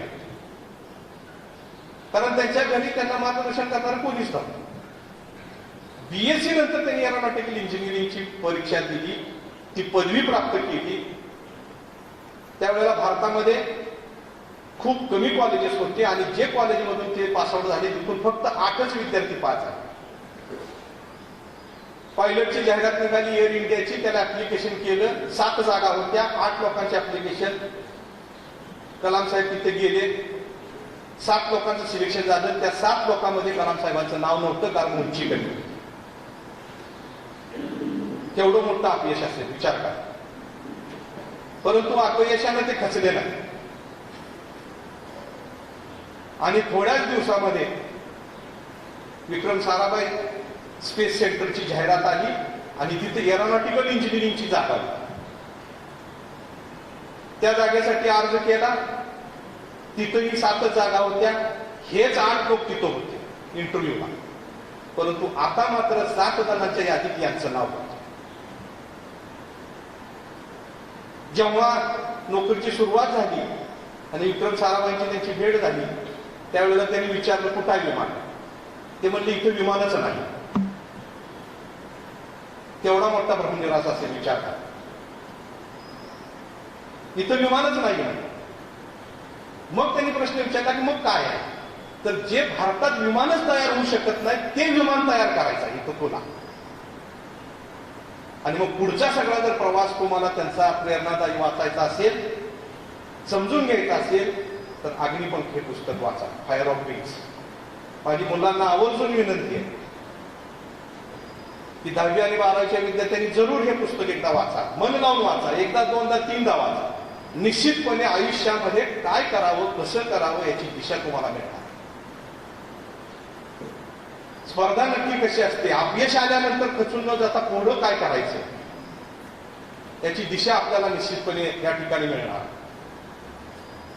ही नगरी, हा जिल्हाच साहित्यिकांचा आहे, ज्ञानवंतांचा आहे, गुणवंतांचा आहे. त्यांचाही इतिहास आपण जाणून घेतला पाहिजे. त्याच्यातून आपल्याला प्रेरणा मिळणार, त्याच्यातून आपल्याला पुढचा मार्ग सापडणार. आणि अशा पद्धतीने आपल्याला या ठिकाणी प्रवास करावा लागणार आहे. तरच आपण जीवनात यशस्वी होऊ. आणि तुमच्यासाठी अपार कष्ट करणारे जे पालक आहेत त्यांनाही तुम्हाला तुमचा अभिमान वाटावा. प्रत्येक आई वडिलांना असं वाटत असतं की माझा मुलगा म्हणून तुझी ओळख नको, तर तुझा बाप म्हणून माझी ओळख झाली पाहिजे. तेवढं यश आपण मिळवलं पाहिजे. आणि त्या यशासाठी तुम्ही यापुढे भविष्यात कार्यरत राहावं अशी या ठिकाणी मी तुम्हाला मनापासून विनंती करतो. पालकांचं या ठिकाणी पुन्हा पुन्हा अभिनंदन करतो. पालकांनाही माझी एक विनंती आहे की आपलं मूल आणि त्या मुलाजवळ कोणते गुण आहेत, त्या गुणांमुळे ते कुठल्या क्षेत्रामध्ये जाऊ शकतं याच्यासाठी आपणही त्याकडे लक्ष दिलं पाहिजे. त्याच्यामध्ये कुठल्या बाबतीत कमतरता आहे आणि ती कमतरता दूर करण्यासाठी काय करावं लागेल, त्याला कुठं प्रोत्साहन द्यावं लागेल, कशाची मदत करावी लागेल, याच्यासाठी आपल्याला त्या ठिकाणी आपल्या मुलासोबत, मुलीसोबत चांगला संवाद साधून, त्याच्याबरोबर बोलून, चर्चा करून त्याच्यामधून मार्ग काढला पाहिजे. याच्यासाठी आवश्यक असणारे मार्गदर्शक निश्चितपणे तुम्हाला शाळांमधून, वेगवेगळ्या संस्थांमधून, समाजामधून मिळेल. ते आपण घेतलं पाहिजे. तरच आपण आपल्या मुलाचं भविष्य निश्चितपणे उज्ज्वल करण्यासाठी मदत करू शकू. भविष्यामध्ये जी आव्हानं येणार आहेत ती आव्हानं खरोखरच वेगळ्या पद्धतीची असणार आहेत. 2 वर्षापूर्वी कुणाला वाटलं होतं का की जो जीव दिसत नाही त्यानं आपल्याला 1.5 वर्ष घरात बसवलं. जो दिसतच नाही डोळ्याला, व्हायरस आहे, दिसूच शकत नाही, त्यानं आपल्याला घरात बसवलं. अचानक आलेलं आव्हान आहे. काय सांगावं भविष्यात कोणतं आव्हान नाही. त्यामुळे कुठलं जरी आव्हान आलं तर ते आव्हान पेलण्याची क्षमता आपल्यामध्ये निर्माण होण्याच्या दृष्टिकोनातून आपण सातत्यानं विचारात राहिलं पाहिजे, अभ्यासात राहिलं पाहिजे. पुन्हा एकदा आपल्या सगळ्यांचं या ठिकाणी मनापासून अभिनंदन करतो. या कार्यक्रमामध्ये सहभागी होण्याची संधी आम्हाला दिली आणि आमचा सन्मान केला त्याबद्दल संयोजकाचा, आयोजकाचे या ठिकाणी आभार व्यक्त करून या ठिकाणी थांबतो. जय हिंद, जय महाराष्ट्र. धन्यवाद सर. आपल्या अमोघ वाणीनं आणि त्याचबरोबर अनुभवानं आपण इतके सुंदर विचार या ठिकाणी सर्वात मुलांसमोर ठेवला, त्याबद्दल खरंच आपला आभार. एपीजे अब्दुल कलाम म्हणतात, स्वप्न ती नाही जी तुम्हाला झोपल्यावर पडतात, स्वप्न ती असतात जी तुम्हाला झोपूच देत नाही. त्यामुळे जिंकण्यासाठी अतोनात प्रयत्न करावे लागतात. यश चुकून योगायोगानं किंवा सहज मिळत नसतं. यशासाठी मंथन करणं गरजेचं असतं. आणि ते मंथन करत असताना आपल्या बरोबर असलेले आई वडील किंवा शिक्षक यांच्यावर निष्ठा सुद्धा तितकीच राखणं महत्वाचं आहे.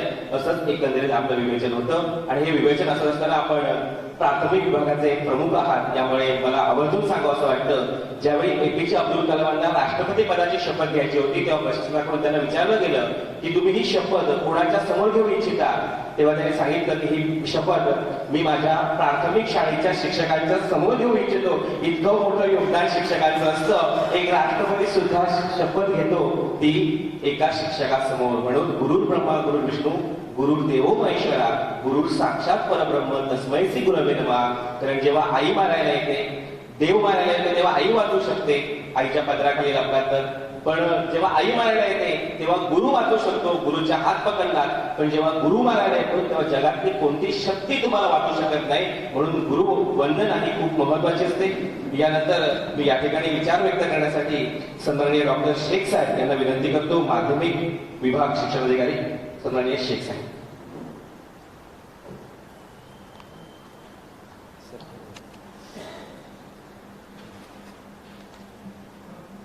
सर्वांना नमस्कार. या ठिकाणी आपण आपल्या राज्याचे शालेय शिक्षण मंत्री व मराठी भाषा मंत्री आणि आपल्या सिंधुदुर्ग जिल्ह्याचे सुपुत्र, आपले सर्वांचे मार्गदर्शक आदरणीय दीपकभाई केसरकर यांच्या वाढदिवसानिमित्त जो कार्यक्रम आयोजित केलेला आहे त्यासाठी आपण सर्वजण एकत्र जमलेलो आहोत. या निमित्ताने मी माननीय मंत्री दीपकभाई केसरकर यांना वाढदिवसानिमित्त शुभेच्छा देतो. त्यांना दीर्घायुष्य लाभो, त्याचप्रमाणे त्यांची अधिक प्रगती होवो अशा शुभेच्छा या ठिकाणी देतो. या कार्यक्रमासाठी या ठिकाणी उपस्थित असलेले शिवसेना जिल्हा प्रमुख अशोक गळवी सर, त्याचप्रमाणे जिल्हा समन्वयक सचिन वालावटकर सर, माझे सहकारी धोत्रे साहेब, वेंगुर्ला तालुक्याचे संघटक बाळा दळवी सर, उपजिल्हा प्रमुख सचिन देसाई सर, रोटरी क्लबच्या कुणाळेकर मॅडम, नितीन मांजरेकर, त्याचप्रमाणे आमच्या वैद्यकीय अधिकारी माइंडकर मॅडम, व्यासपीठावर उपस्थित असलेले सर्व पदाधिकारी, सर्व सन्माननीय सदस्य. आपल्या जिल्ह्याचा आपण शैक्षणिक इतिहास जर पाहिला तर रत्नागिरी बोर्ड वेगळं झाल्यापासून आणि आपला जिल्हा रत्नागिरी जिल्ह्यापासून वेगळा झाल्यापासून जर आपल्या जिल्ह्याची गुणवत्ता पाहिली तर ही नेहमीच अव्वल स्थानी राहिलेली आहे. मागच्या 9 वर्षाचा जर आपण निकाल पाहिला 10वी आणि 12वीचा, तर मागील 9 वर्ष सातत्याने आपला 10वी आणि 12वीचा निकाल राज्यात प्रथम आहे. याचं श्रेय खऱ्या अर्थाने आमचे शिक्षक आणि विद्यार्थ्यांना जातं. मागील वर्षी आपल्या 226 शाळा 10वीच्या परीक्षेला बसलेल्या होत्या. 226 पैकी 171 शाळांचा निकाल हा 100% लागलाय. म्हणजे पूर्वी आपण 100% किती शाळांचा निकाल लागला आताच्या बोर्डावर मोजण्यात इतक्या, म्हणजे जिल्ह्यामध्ये 5-6 शाळा असायच्या. आता असं विचारावं लागतं की कोणत्या शाळांचा निकाल 100% लागला नाही, त्याची वेगळी करावी लागते. तर आपली गुणवत्ता निश्चितपणे या ठिकाणी चांगली आहे जिल्ह्याची. परंतु एक उणीव आपल्या जिल्ह्यामध्ये जाणवते की आपल्या जिल्ह्यातील विद्यार्थी स्पर्धा परीक्षेकडे जात नाही आणि त्यामुळे आपल्या जिल्ह्यातील अधिकाऱ्यांची संख्या खूप कमी आहे.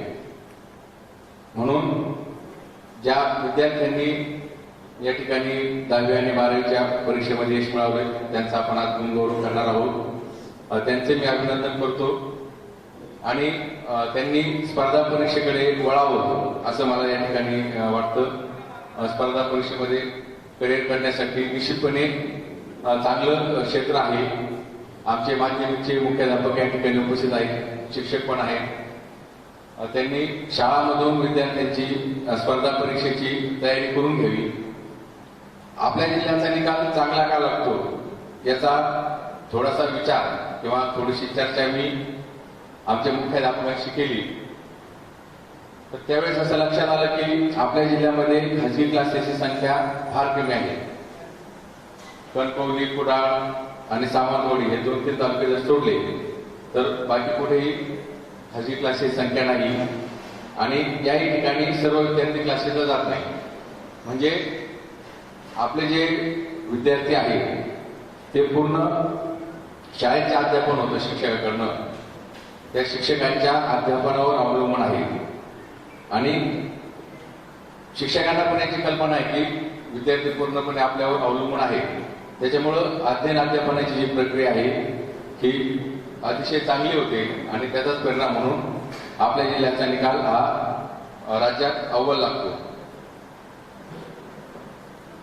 या ठिकाणी धोत्रे सरांनी उल्लेख केला की अब्दुल कलाम यांचं चरित्र विद्यार्थ्यांनी वाचावं.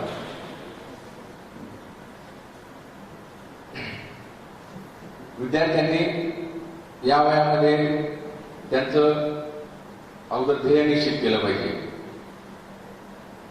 ध्येय जर निश्चित केलं नाही तर आपण जीवनात काही करू शकणार नाही. असं म्हणतात की बिना प्रत्येका लिफाफा काही नाही पोहोचता. म्हणजे पाकिटावर पत्ता न टाकता आपण ते पोस्टात टाकलं तर ते पाकिट कुठे जाणार नाही.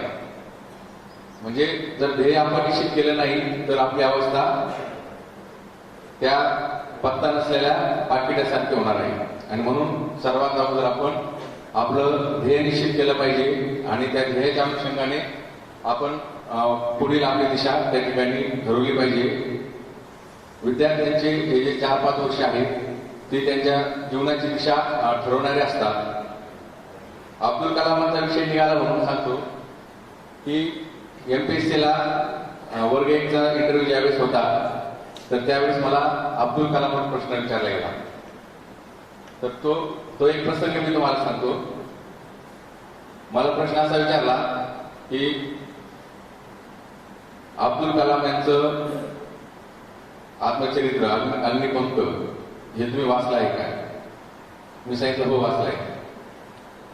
मग त्यांनी पुढच्या क्षणाला दुसरा प्रश्न केला, त्या पुस्तकाचं एक इंग्रजीतलं नाव काय? तर मी उलट सांगितलं फायर ऑफ विंग्स. तर त्यांनी मला पुन्हा प्रश्न विचारला काय सांगितलं.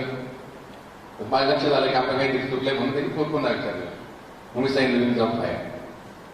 मग त्यांनी मला विचारलं की या पुस्तकामध्ये काय सांगितलेलं आहे थोडक्यात, म्हणजे आम्हाला थोडक्यात सांगा.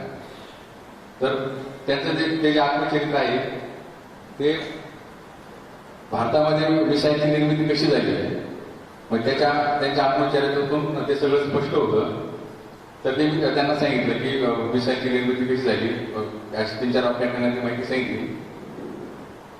नंतर मग त्यांनी मला पुढचा प्रश्न केला की हे जे पुस्तक आहे अग्निपंख हे 6-7 वर्षापूर्वी प्रकाशित झालेलं आहे आणि ते तुम्ही आत्ता वाचलं म्हणजे जगापेक्षा तुम्ही 6-7 वर्ष मागे आहात.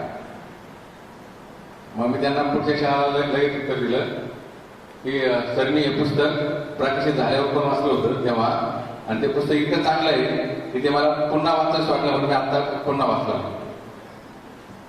तर हा एक प्रसंग माझ्या प्रत्यक्ष मुलाखतीमध्ये अब्दुल कलामाबाबत झाला होता. विद्यार्थ्यांनी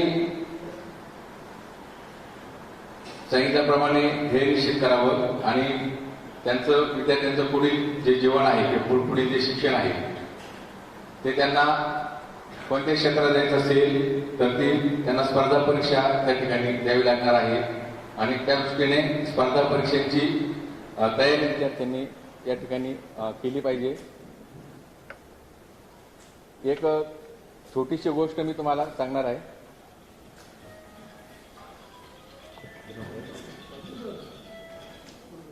आपल्याला ससा आणि कासवाची गोष्ट माहिती आहे. आवाज येतोय सर्वांना? त्या शर्यतीमध्ये कोण जिंकतं? आपण जे शालेय जीवनात ही गोष्ट अभ्यासली, कोण जिंकतं त्या शर्यतीमध्ये? कासव जिंकतो ना. तर त्या शर्यतीमध्ये कासव जिंकतो इथपर्यंत आपल्याला माहित आहे. परंतु ही शर्यत ते थांबत नाही. कासव जिंकल्यानंतर सशाला वाटतं की अरे आपल्यामध्ये क्षमता असून देखील आपण ही शर्यत हरलो. त्याला खूप वाईट वाटतं आणि तो परत कासवाकडे जातो आणि कासवाला म्हणतो, कासव दादा ही शर्यत काय करू, आपण पुन्हा एकदा लढू. कासव म्हणतो ठीक आहे, पुन्हा एकदा आपण ही शर्यत लढू. आणि पुन्हा ती शर्यत सुरू होते. यावेळेस काय होतं, ससा शर्यत सुरू झाल्यावर कुठे थांबत नाही, वेगात पळत जातो आणि शर्यतीचं जे ठरलेलं ठिकाण आहे त्या ठिकाणी तो पोहोचतो. कासवाची गती कमी असते, कासव यावेळेला काय होतो, हरतो. आणि मग कासवाला खूप वाईट वाटतं की अरे आपण तर शर्यत जिंकलो होतो, आपण उगाच काय केलं, सशाला संधी दिली. आणि मग कासवाला वाईट वाटतं, कासव परत सशाकडे जातो आणि सशाला म्हणतो की आपण ही शर्यत पुन्हा एकदा लढू. ससा म्हणतो ठीक आहे, आणि पुन्हा शर्यत सुरू होते. परंतु यावेळेस शर्यतीचं जे ठिकाण असतं, म्हणजे पोहोचण्याचं ठिकाण, अंतिम ठिकाण, ते कासवाने ठरवलेलं असतं. आणि ते ठिकाण ठरल्यानंतर शर्यत सुरू होते. तसा वेगात पळतो, कासव खूप मागे राहतं. परंतु ससा बऱ्याच पुढे गेल्यावर जे ठरलेलं ठिकाण असतं त्या ठिकाणाच्या अगोदर एक नदी असते आणि मग नदीच्या काठावर येऊन तो ससा त्या ठिकाणी थांबतो, कारण सशाला पोहता येत नाही. आणि मग बऱ्याच वेळाने कासव मागून येतो हळूहळू संत गतीने. आल्यानंतर पाहतो ससा काठावर थांबलेला आहे, आता आपण शर्यत जिंकणार. आणि मग तो कासव नदी पार करून जातो, ठरलेल्या ठिकाणी पोहोचतो. आणि यावेळेस काय होतं, कासव शर्यत जिंकतो. आणि नंतर मग पुन्हा सशाला वाईट वाटतं की अरे आपण उगाच संधी दिली. तो पुन्हा कासवाला म्हणतो नाही, आता आपण काय करू, पुन्हा एकदा शर्यत लढू. आणि शर्यत पुन्हा सुरू होते. परंतु यावेळेस शर्यत वेगळ्या पद्धतीची असते. ही शर्यत दोघांनाही जिंकायची असते, कमी वेळामध्ये दोघांनाही जिंकायची असते. आणि शर्यत सुरू झाल्याबरोबर ससा काय करतो, कासवाला पाठीवर घेतो आणि पळत पळत जातो नदीच्या काठावर, त्या ठिकाणी थांबतो. ते थांबल्यावर कासव काय करतो, मग सशाला पाठीवर घेतो आणि मग ठरलेल्या ठिकाणी तो पोहोचतो. मग शर्यत कोण जिंकतं, दोघेही शर्यत जिंकतात. म्हणजे मला या ठिकाणी काय सांगायचंय की आयुष्यातील स्पर्धेला तोंड देताना आपले जे सहकारी आहेत त्यांना बरोबर घेऊन ही स्पर्धा आपल्याला जिंकायची आहे. कमी वेळात कमी श्रमामध्ये ही स्पर्धा आपण आपल्या मित्रासह जिंकू शकू. या ठिकाणी ज्या विद्यार्थ्यांना पुरस्कार मिळाले आहेत त्यांचं मी अभिनंदन करतो. आणि आयोजकांचेही हा चांगला कार्यक्रम, विद्यार्थ्यांना प्रोत्साहन देणारा, विद्यार्थ्यांच्या पाठीवर थाप टाकणारा हा कार्यक्रम आयोजित केल्याबद्दल मी आयोजकांचे आभार मानतो. त्याचप्रमाणे मला या ठिकाणी बोलवलं, आमचं स्वागत केलं, त्याबद्दल आभार मानतो आणि थांबतो. धन्यवाद.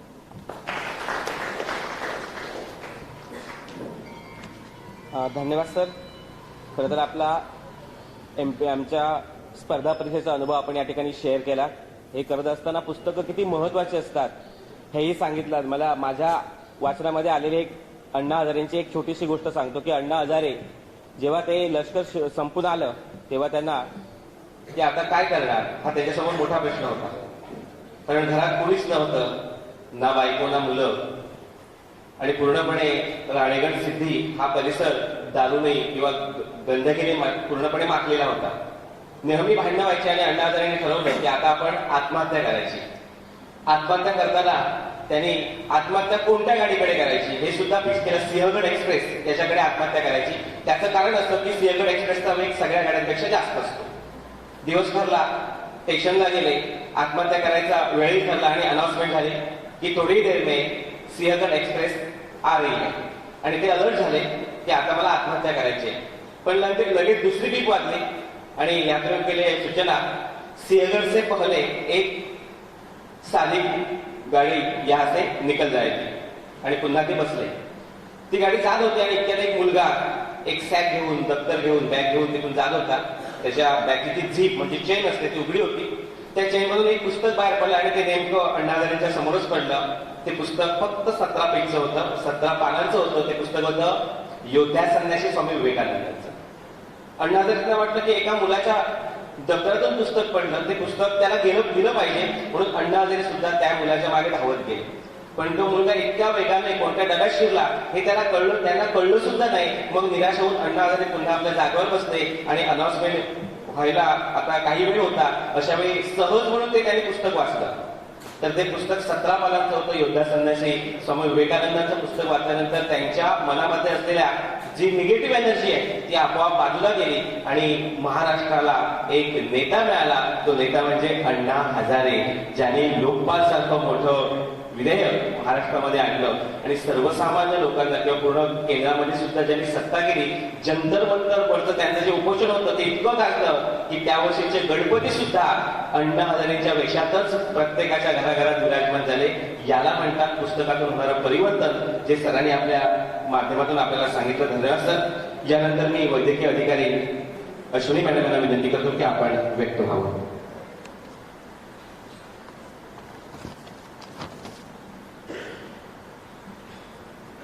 सर्वप्रथम बुद्धीची देवता गणपती बाप्पा आणि सरस्वती मातेला वंदन. सन्माननीय व्यासपीठ आणि माननीय शिक्षण मंत्री सन्माननीय दीपकभाई केसरकर यांचा जो वाढदिवस उद्या आहे, सन्माननीय दीपकभाई केसरकर यांना खूप साऱ्या हार्दिक शुभेच्छा. व्यासपीठावरील उपस्थित दळवी सर, ज्यांनी अतिशय सुंदर हाडाचे शिक्षक म्हणतात तसं मार्गदर्शन केले ते धोत्रे सर, सन्माननीय Shaikh sir, Walalkar sir, Desai sir, Unhalekar sir, Yeram sir, Bala Dalvi sir, Manjrekar sir, सर्व असे खंबे नेतृत्व पाठीमागे बसलेले आहेत. आजचा जो खरोखर गुणगौरव सोहळा आयोजित केलेला आहे, अतिशय स्तुत्य असा उपक्रम आयोजित केलेला आहे.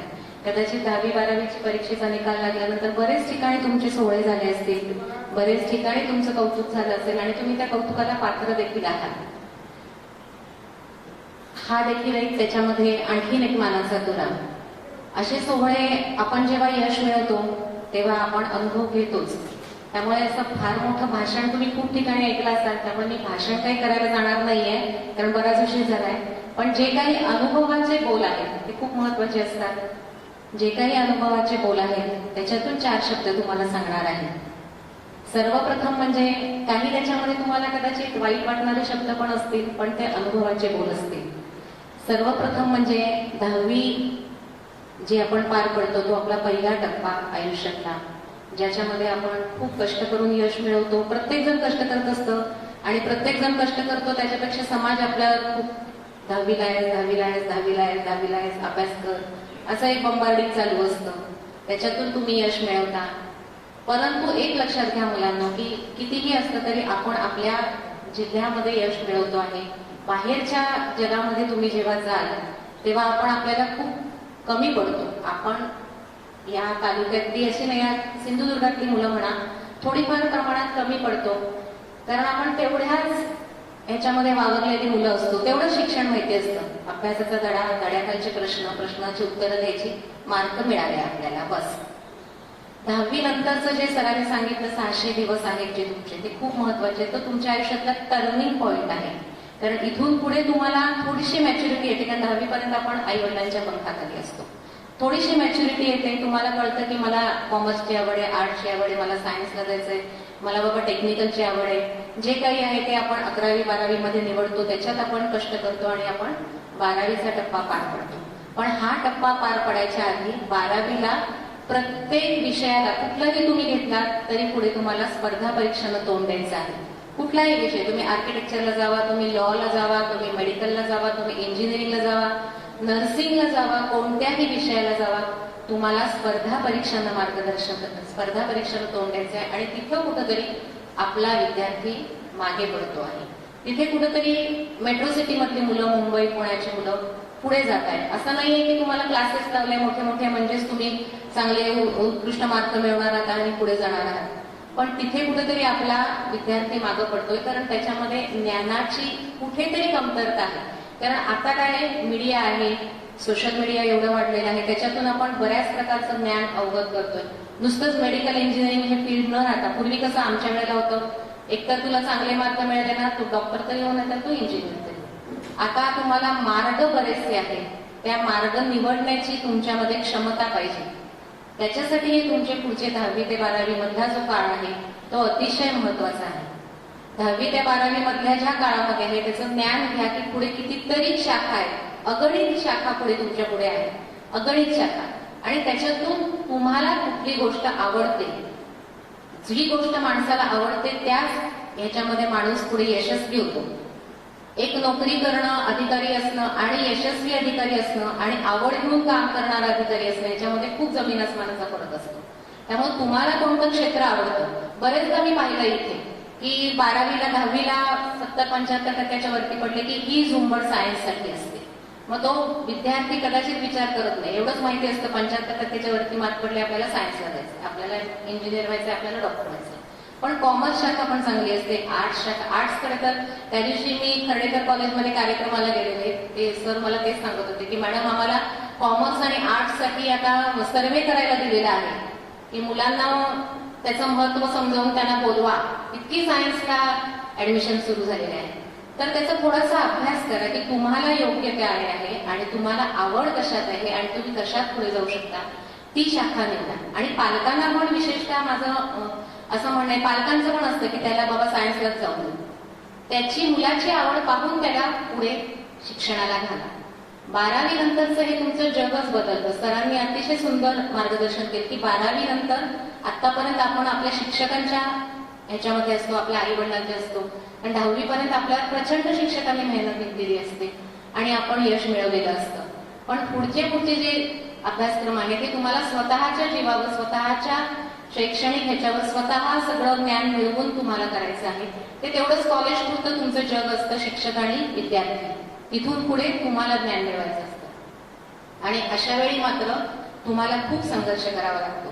आयुष्यामध्ये जर मुलांना यशस्वी व्हायचं असेल तर 3च गोष्टींची गरज असते. मी माझ्या मुलांना पण सांगते, 3च गोष्टी लक्षात ठेवा: संघर्ष, संयम आणि सातत्य. 3च गोष्टी.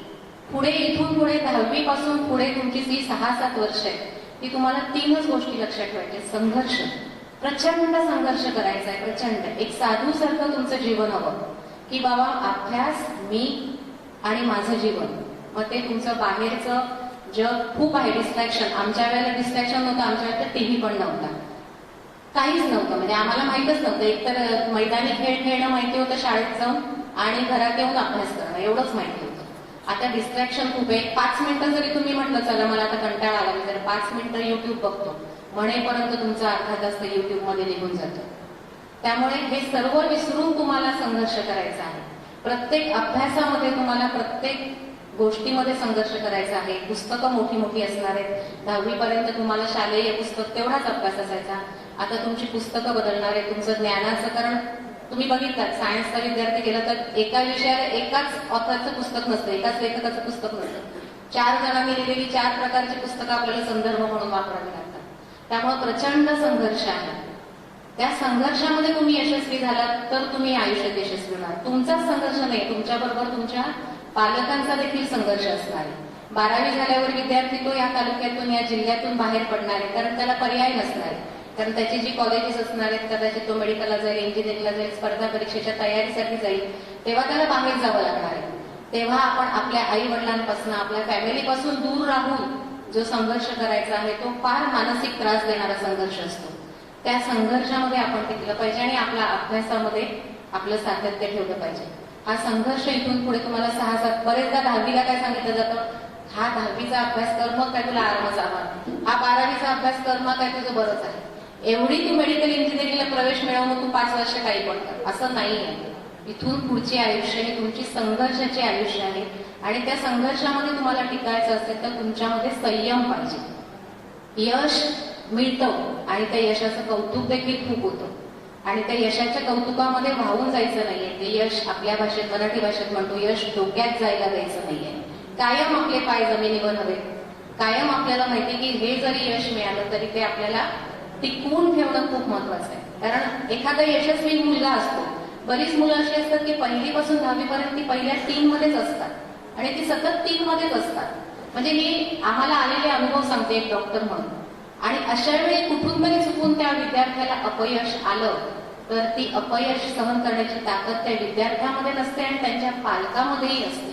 माझ्या विद्यार्थ्याला अपयश आलंच कसं, म्हणजे बाबा 99.98 पडले, अरे 0.2 मार्क माझ्या विद्यार्थ्याचे गेलेच कुठे, माझ्या मुलाचे गेलेच कुठे, ह्याच्यावर पण चर्चा करणारे पालक आम्ही बघितलेले.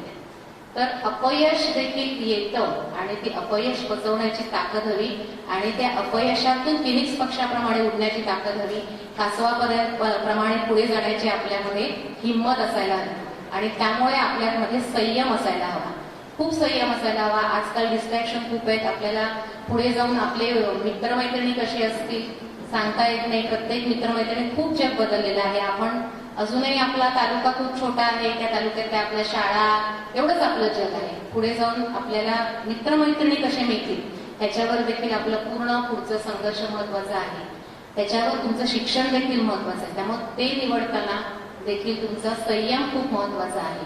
अभ्यास करताना संयम महत्वाचा आहे. अभ्यास करताना सोशल मीडिया मी बघणार नाही अशी एक आकाश आता जो ह्याच्या MIT मध्ये जो MIT अमेरिकासाठी जो मुलगा निवडला गेलेला आहे आकाश पोपटवार समथिंग, तर त्यांनी एक गोष्ट सांगितलेली, मी 2 वर्ष कोटामध्ये होतो, राजस्थान कोटामध्ये, तो मुलगा शिकायला. अतिशय शेतकऱ्याचा मुलगा आहे, एकदम सामान्य शेतकऱ्याचा. त्याने स्वतःला अशी शपथ घालून घेतलेली की मी जोपर्यंत माझं एक उद्दिष्ट पूर्ण करणार नाही, मी जोपर्यंत IIT ला ऍडमिशन मिळणार नाही तोपर्यंत मी माझ्या गावामध्ये जाणार नाही. मी कोणताही सोशल मीडिया म्हणजे इतर गोष्टीसाठी, तर सोशल मीडिया तुम्हाला वापरावंच लागतं तुमच्या ज्ञानाच्या भर करण्यासाठी, मी वापरणार नाही. आणि त्या विद्यार्थ्याची निवड MIT अमेरिका युनिव्हर्सिटीमध्ये भारतातील एका सामान्य खेड्यागावातील मुलाची, सामान्य शेतकऱ्याच्या मुलाची निवड झाली. अशी खूप उदाहरणं आहेत द्यायला गेलं तर. बाकी लांब कशाला पाहिजे, आपल्याच दाभोली गावात शिकलेला आपला वसंत दाभोलकर सारखा मुलगा, ज्याला मी अगदी लहानपणापासून बघितलेला आहे, ज्याचे अतिशय सर्व सामान्य आई वडील, म्हणजे आई तर अतिशय सामान्य, वडील पण सामान्य, आपल्या मराठी मीडियम मधनं शिकलेला, इथल्या शाळा कॉलेजमधनं शिकलेला मुलगा UPSC पास होतो आणि प्रशासकीय सेवेमध्ये आता मोठ्या पदावर रुजू होईल. म्हणजे अतिशय ही सर्वसामान्य मुलं की अशी उगीच यश मिळवलेलं नसतात, त्यांच्यामध्ये संघर्ष असतो आणि त्यामुळे त्यांनी ती यश मिळवलेलं असतात. त्यामुळे कुठलंही यश हवेत डोक्यात जायला जाऊ नका, ते यश सांभाळून ठेवा, तरच तुमचं भविष्य चांगलं होईल. आणि तिसरी गोष्ट म्हणजे सातत्य पाहिजे, कंटिन्युटी पाहिजे, कन्सिस्टन्सी पाहिजे. अभ्यास बाबा 10वीला केला भरपूर, चला आता बस झालं, आता 3 महिने झोपलात तर तुमचा ससा होणार, तुम्ही झोपून राहणार, कासव तुमच्या पुढे निघून जाणार. सातत्य पाहिजे, सतत काहीतरी नवीन शिकण्याची तयारी पाहिजे, सतत काहीतरी शोधून काढण्यात, इंटरनेट कशासाठी वापरा, विविध गोष्टी शोधण्यासाठी वापरा. कितीतरी मार्ग आहेत, कितीतरी वेळ आहेत ते तुमच्या आई वडिलांना माहिती नाहीत आणि कदाचित शिक्षकांना देखील माहिती नाही, कारण इतके मार्ग वाढलेले आहेत पुढचे भविष्याचे की ते तुम्ही शोधून काढू शकता की आपल्याला आवड कशात आहे आणि आपल्याला पुढे कसं जायचं. आणि त्याच्यासाठी सातत्य हवं. अभ्यासामध्ये पण कन्सिस्टन्सी आहे. माझे वडील मला कायम सांगायचे, सकाळी 6ला उठलं पाहिजे, सूर्याला कधीही पाय दाखवता कामा नये. स्वतःला त्यांनी तो नियम शेवटच्या क्षणापर्यंत, म्हणजे मृत्यूच्या शेवटच्या क्षणापर्यंत पाळला. आमच्या वेळी एक लहानपणी नियम होता, बरं नसलं तरी वडील मला 6ला उठवायचे, उठ, तोंड धू, चहा पी आणि तुला बरं नाही तर परत झोप, पण सूर्याला पाय दाखवू नको. कारण सूर्याकडनं मिळणारी एनर्जी जी असते ती पॉझिटिव्ह एनर्जी असते. ओझोन वायू सकाळचा असतो. आता मी एक डॉक्टर आहे म्हटल्यावर माझ्याकडनं ते तुम्हाला मार्गदर्शन होणारच असतो. आणि त्या ऑक्सिजनची जी ताकद असते, ते सकाळचा ऑक्सिजन जर तुम्ही शरीरामध्ये घेतलात तर तुमच्या ज्या सेल्स असतात, मेंदूमधल्या ज्या पेशी असतात त्या पूर्ववत होतात आणि त्यामुळे तुमची ग्रहण शक्ती वाढते, अभ्यासाची शक्ती वाढते आणि अभ्यास तुमचा चांगला होतो. कारण ते रात्रभर तुम्ही झोपलेले असतात, सकाळी तुमचा मेंदू ताजा नसतो. पण आजकाल मी मुलांना बघितलंय, रात्री अभ्यास करतात आणि सकाळी झोपून काढतात. रात्री अभ्यास करतात, त्याच्यात बराचसा वेळ मीडियामध्ये जातात आणि मुलं 8-8, 9-9 वाजेपर्यंत उठत नाही. तर स्वतःच्या ह्याला शिस्त लावली, मी बाबा 3 ते 4 तास अभ्यास करणार आणि तो अभ्यास व्यवस्थित करणार. जरुरी नाही तुम्ही 8-8, 10-10, 15-15 तास करतात, मुलं करणारी असतात. 18-18 तास अभ्यास करावा लागतो. उद्या जर तुम्ही आम्ही मेडिकलला 18-18, 20-20 तास अभ्यास केलेला आहे, परीक्षा येतो तेव्हा आम्हाला झोप पण नसायची. पण सातत्य, मी 7 ते 10, मी 7 ते 11 जे काही निवडलेला वेळ आहे त्याच्यात मी अभ्यासच करणार आणि ते कायम शेवट तुम्ही बाहेर पडेपर्यंत, शिक्षण घेऊन बाहेर पडेपर्यंत तुमच्यामध्ये कन्सिस्टन्सी आहे. आज बाबा मामाचं लग्न आहे, उद्या मैत्रिणीचा वाढदिवस आहे, परवा आणि काय मी जरा 2 दिवस जाऊन येतो, नाही. तुम्ही एखादं ध्येय स्वीकारला तर तुम्ही त्या ध्येयावर साधूप्रमाणे राहिलं पाहिजे आणि त्या ध्येयाच्या मागे लागून त्या ध्येया एकच दिसलं पाहिजे. अर्जुनाला फक्त पक्षाचा डोळा दिसत होता, आणखीन काही दिसत नव्हतं. त्यामुळे ध्येय निश्चित पाहिजे. पहिला सगळ्यात महत्वाचं ध्येय निश्चित पाहिजे आणि त्या ध्येयावर चालण्याचा आपला दिनक्रम व्यवस्थित पाहिजे. सकाळी लवकर उठायची सवय लावा. सकाळी लवकर उठून थोडंसं मेडिटेशन करा. कारण आजकालच्या धकाधकीच्या जीवनामध्ये मुलं मानसिक आजाराला बळी पडताना आम्ही बघतो आहे आणि त्यामुळे व्यसनाचे प्रमाण वाढलेलं आम्ही बघतो आहे. त्यामुळे थोडंसं एक 5 ते 10 मिनिटं मेडिटेशन करा. ओम मंत्राचा जप करा. ते ओम मंत्राचं महत्व काय आहे सांगायला गेलं तर माझं भाषण लांबेल. वाचून काढा. सरांनी आता सांगितलं पुस्तकांची ताकद किती आहे आणि त्या ओम मंत्राचा जप सकाळी 5 मिनिटं प्रत्येक विद्यार्थ्यांनी केला पाहिजे. कारण त्याचं जे व्हायब्रेशन आहे त्यामुळे तुमचे मेंदूच्या पेशी पूर्ववत होतात. मेंदू व्हायब्रेट झाल्यामुळे तुमचा अभ्यास चांगला होतो. नाडीच्या बेंबीमध्ये 72 नाड्या एकत्र असतात. हे जर तुम्ही वाचलंच असेल. ओमचा जप हा तिथून सुरू होतो. त्यामुळे आपल्या 72 नाड्या शुद्ध होतात. प्रत्येक विद्यार्थ्याने सकाळी 5 मिनिटं जप केला पाहिजे आणि नंतर आपल्या दिनक्रमाला आंघोळ करून सुरुवात केली पाहिजे. आणि सरांनी सांगितलेले अतिशय महत्वाचं, रोज किमान एक पुस्तक, आठवड्याला एक पुस्तक, कुठलंही चांगलं मोटिवेशनल बुक, कुठलंही एखाद्या चांगल्या लेखकाचं, कादंबरी. मुलांना आजकाल कादंबरी, म्हणजे आमच्या वेळेला आम्हाला कामच ते होतं. सुट्टी लागली की कादंबऱ्या, ययाती, त्याच्यानंतर शिवचरित्र, छावा, संभाजीची छावा तर मी भरपूर वेळा वाचून काढलेली आहे. रामायणाचे 7, महाभारताचे 7 ग्रंथ. त्याच्यानंतर विवेकानंद वाचा. विवेकानंद वाचला तर तुमच्यात आमूलाग्र बदल होईल. विवेकानंद वाचून काढा. रोज 10 मिनिटं मी कुठली तरी 10 पानं वाचणार किंवा एखादं पुस्तक वाचणार. बघा तुमच्या जीवनात आमूलाग्र बदल होईल. आणि मग अभ्यास जो काही असेल तो, आणि त्याच्याबरोबर आहे तुमचं जेवण खाणं. याच्यावर मात्र स्पेशल लेक्चर देण्याची आजकाल विद्यार्थ्यांना गरज आहे शाळांमध्ये जाऊन. कारण मुलांचं जंक फूड खूप वाढलेलं आहे आणि त्यामुळे मुलांची अभ्यासाची कुवत कमी आलेली आहे. इथून पुढे तुम्ही हॉस्टेलला राहणार आहात, मेसचं जेवणार आहात, बाहेर पडणार आहात.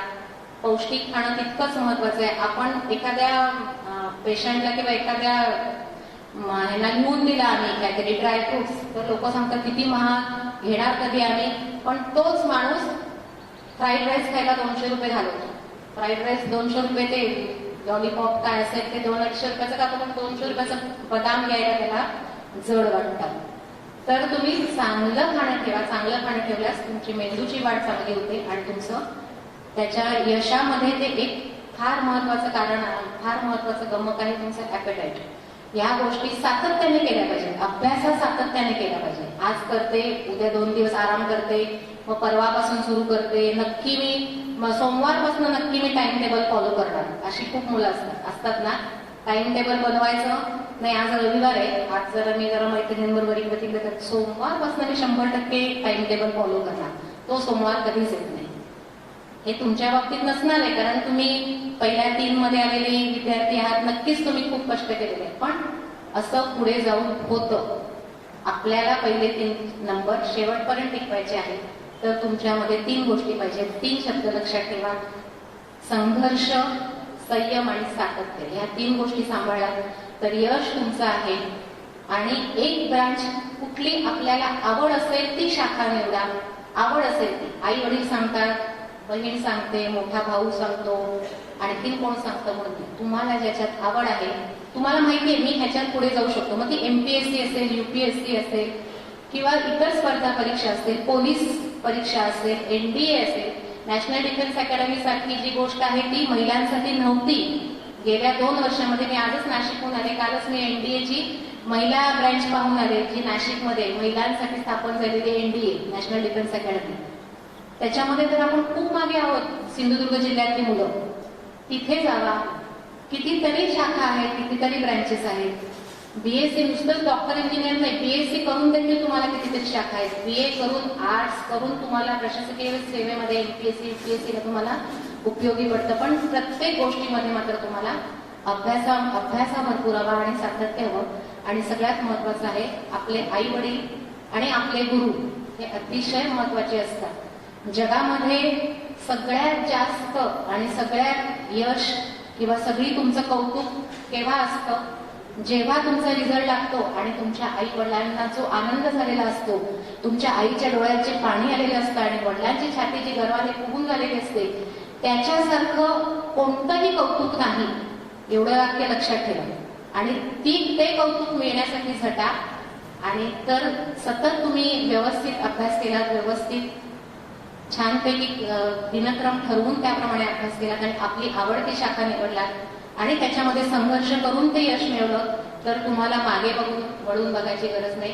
नक्कीच एक दिवस इथे तुम्ही असाल, इथे भाषण द्यायला तुम्ही असाल आणि त्या दिवशी मला खरोखर आनंद होईल की ज्या कार्यक्रमाला आपण गेलो होतो त्याच कार्यक्रमामध्ये. आता आम्हाला डॉक्टर लोकांना कधी आनंद होतो, आम्ही जी 20-22 वर्षापूर्वी डिलिव्हरी वगैरे केलेले असतात आणि ते बाळ कधीतरी मोठं झालेलं असतं, 22-23 वर्षाची मुलं, आणि त्याची आई घेऊन येते आणि सांगते, हा ही डॉक्टर बाई होती ना तुझ्या बाळांना, तिला नमस्कार कर. तेव्हा आम्हाला खूप आनंद होतो. एखादा आजार माणूस, आता कोरोनामध्ये आम्ही खूप काम केलं, पण एखादा जेव्हा दुबईतली व्यक्ती येऊन मला साष्टांग नमस्कार करते की माझ्या आई वडिलांना तुम्ही वाचवलं, मी दुबईत होतो पण माझ्या आई वडिलांना तुम्ही इथे वाचवलं, तो मला खरा आनंद होतो. तसं जेव्हा तुम्ही तुमच्या आई वडिलांच्या डोळ्यामध्ये कौतुकाची थाप बघाल तेव्हा तुम्हाला आनंद होईल. त्याच्यासाठी तुम्हाला खूप संघर्ष करावा लागेल, खूप अभ्यास करावा लागेल, व्यसनांपासून दूर राहावं लागेल, स्वतःचं आरोग्य खूप महत्वाचं आहे, आरोग्य सांभाळावं लागेल. कारण आजारपण आलं की सगळं संपतं. तुम्हाला माहिती आहे एखाद्या परीक्षेला आजारी पडलं की संपतं. त्यामुळे तुम्हाला स्वतःचं आरोग्य खूप जपावं लागेल आणि ह्या सगळ्यातून तुम्हाला नक्कीच तुम्ही यशस्वी व्हाल. आणि तुम्ही यशस्वी होण्यासाठी माझ्या खूप साऱ्या हार्दिक शुभेच्छा तुम्हाला देखील आणि तुमच्या आई वडिलांना देखील खूप साऱ्या शुभेच्छा. इथून पुढचा तुमचा मार्गक्रम जो आहे तो खडतर आहे पण नक्कीच कठीण नाहीये, नक्कीच तो हे नाहीये म्हणजे मी करू शकणार असा नाहीये, मी करू शकणार आहे. I can do, I am the best. हे सतत लक्षात ठेवा. तुम्हाला पुढच्या वाटचालीसाठी हार्दिक शुभेच्छा देऊन संयोजकांनी मला इथे बोलवल्याबद्दल त्यांचे आभार मानून आणि माननीय शिक्षण मंत्री सन्माननीय दीपक भाई केसरकर यांना वाढदिवसाच्या शुभेच्छा आणि स्वामींचे अनेक आशीर्वाद देऊन मी माझे 2 शब्द संपवते. धन्यवाद.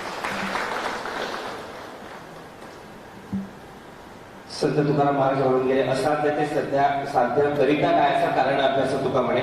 खरं तर माझ्या समोर मनावर संस्कार करणारे शिक्षक आहेत आणि व्यासपीठावर आयोजकांनी शरीरावर संस्कार करणारे डॉक्टर सुद्धा बसवलेले. हे दोन्ही खूप महत्वाचे असतात कारण दोन्ही समाजासाठी जवळचे असतात. धन्यवाद मॅडम. यानंतर सन्माननीय पुनाळेकर सर यांना विनंती करतो की आपण थोडक्यात व्यक्त व्हावं.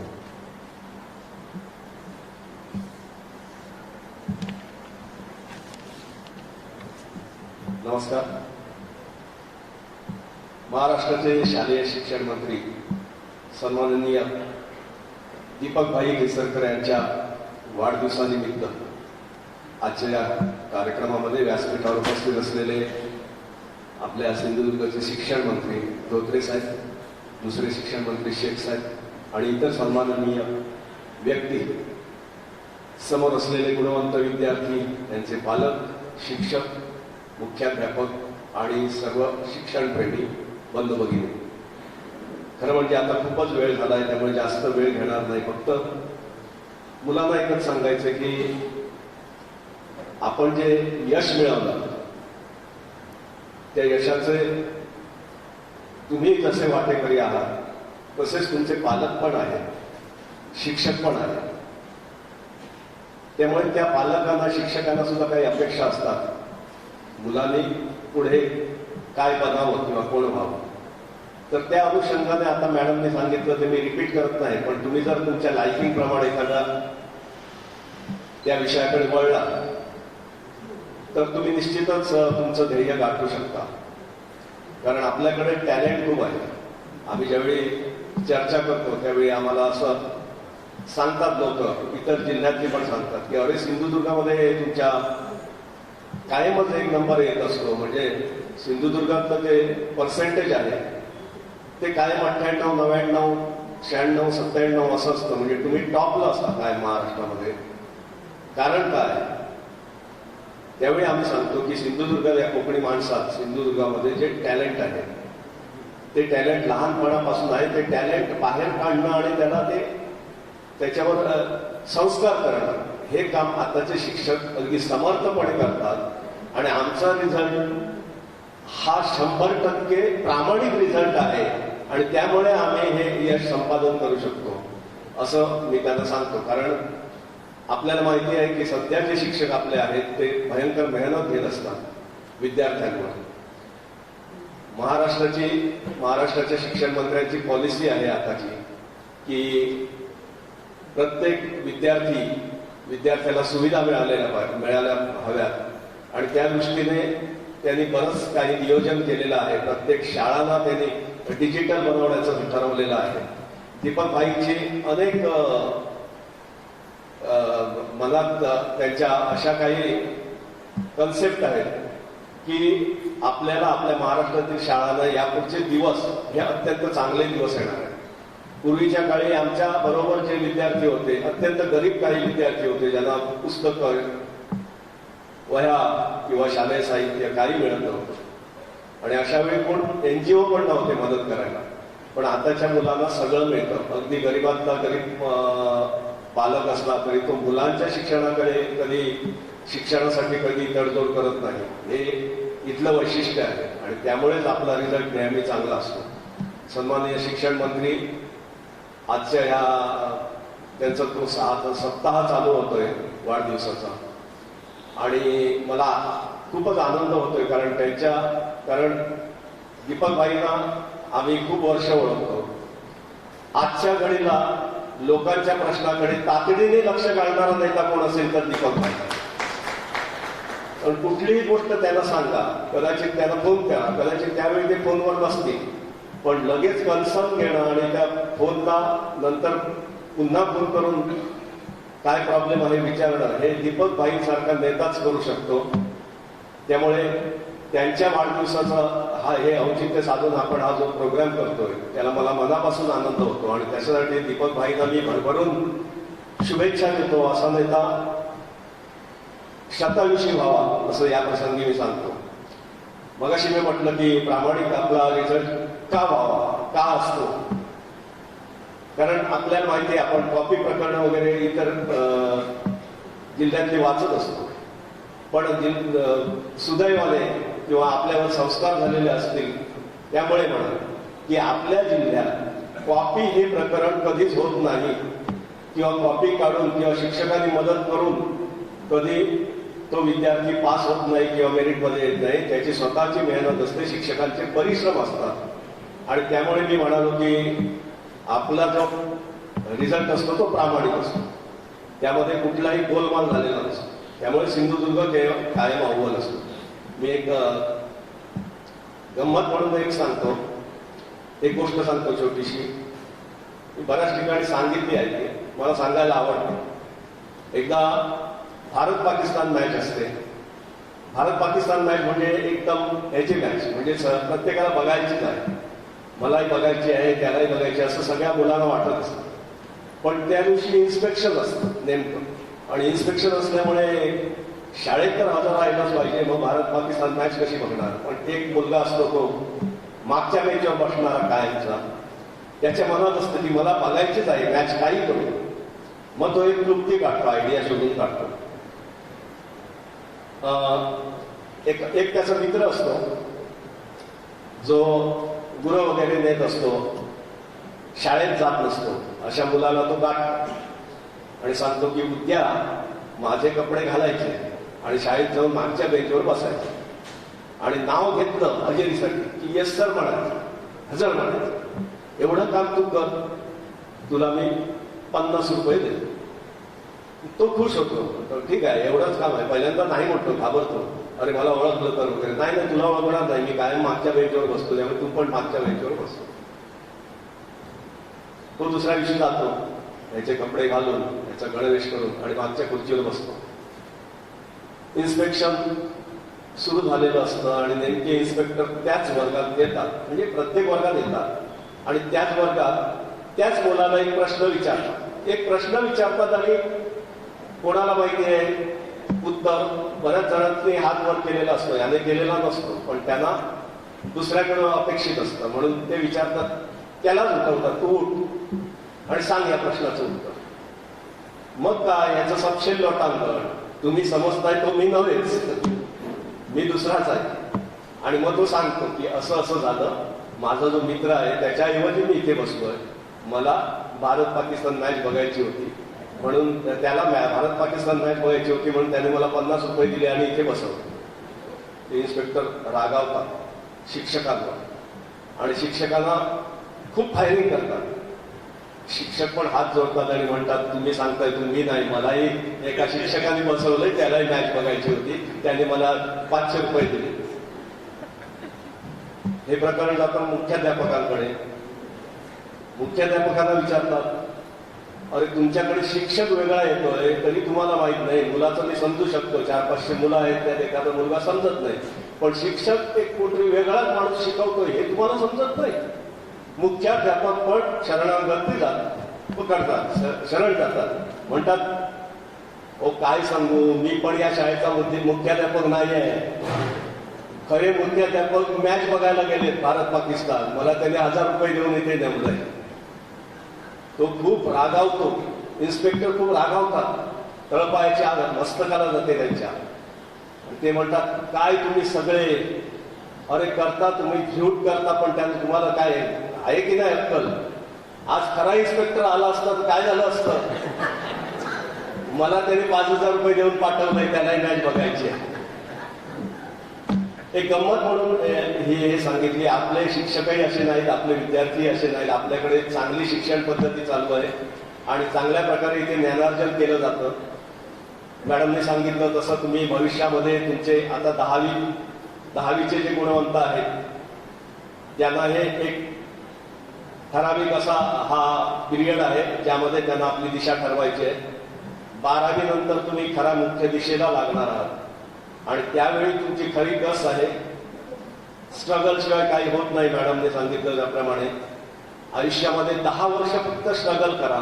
10 वर्ष कुठल्याही क्षेत्रामध्ये, शिक्षण क्षेत्र असू दे किंवा त्यानंतरचं नोकरीचं असू दे, 10 वर्ष स्ट्रगल केल्यानंतर आयुष्याच्या अखेरपर्यंत तुम्हाला काहीच कमी पडणार नाही, हे अगदी नक्की आहे. आणि हेच आपल्या यशस्वी जीवनाचं सूत्र आहे.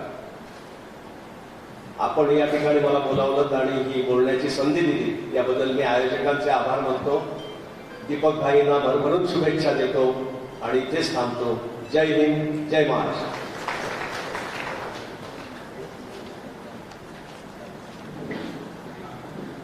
धन्यवाद सर.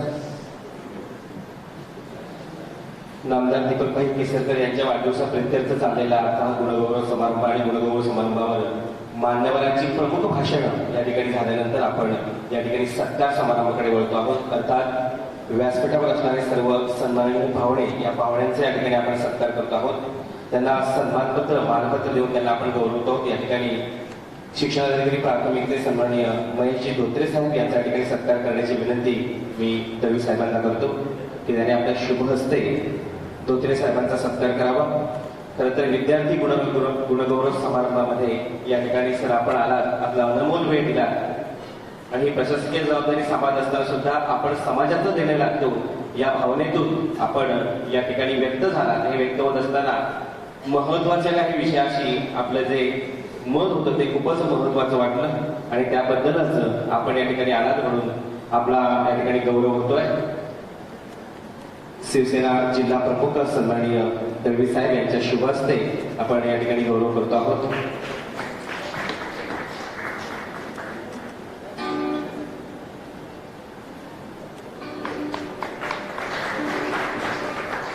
एकदा उदंड टाळ साहेबांसाठी महेशजी धोत्रे साहेब, शिक्षणाधिकारी प्राथमिक. यानंतरचे दुसरे सत्कारमूर्ती असतील माध्यमिकचे शिक्षणाधिकारी सन्माननीय डॉक्टर शेख साहेब. वाचन एक महत्वाचा संस्कार, वाचाल तर वाचाल या भावनेतून सरांनी जे मनोगत व्यक्त केलं ते खूप महत्वाचं होतं. मी दळवी साहेबांना विनंती करतो की शेख साहेबांचं या ठिकाणी त्यांनी सत्कार करावा, त्यांना रोग त्याचबरोबर मानपत्र. आपण एकदा उदंड टाळ्याबद्दल सरांसाठी सुद्धा खूप महत्वाचं असं मार्गदर्शन सरांच्या माध्यमातून या ठिकाणी आपल्याला ऐकायला मिळालं. यानंतर तिसरे सत्कारमूर्ती आहेत डॉक्टर अश्विनी माइंडकर मॅडम. वैद्यकीय अधिकारी म्हणून काम बघत असताना उदात्त भावनेने तरुणाकाळात केलेली सेवा आणि त्यांच्या संवेदनशील मनाचं दोतक आहे असं मला वाटतं आणि त्याबद्दल आपण त्यांचा गौरव करतो आहोत. समाजभूत असणारं असं व्यक्तिमत्व.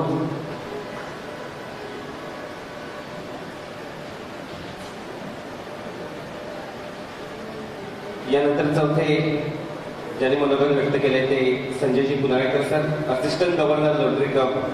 वेगवेगळ्या माध्यमातून सातत्याने समाजामध्ये जाणीवा पेरत अनेक गोष्टी ज्यांनी समाजाच्या आग्रहाखातर खूप सुंदर अशा प्रकारच्या मांडल्या.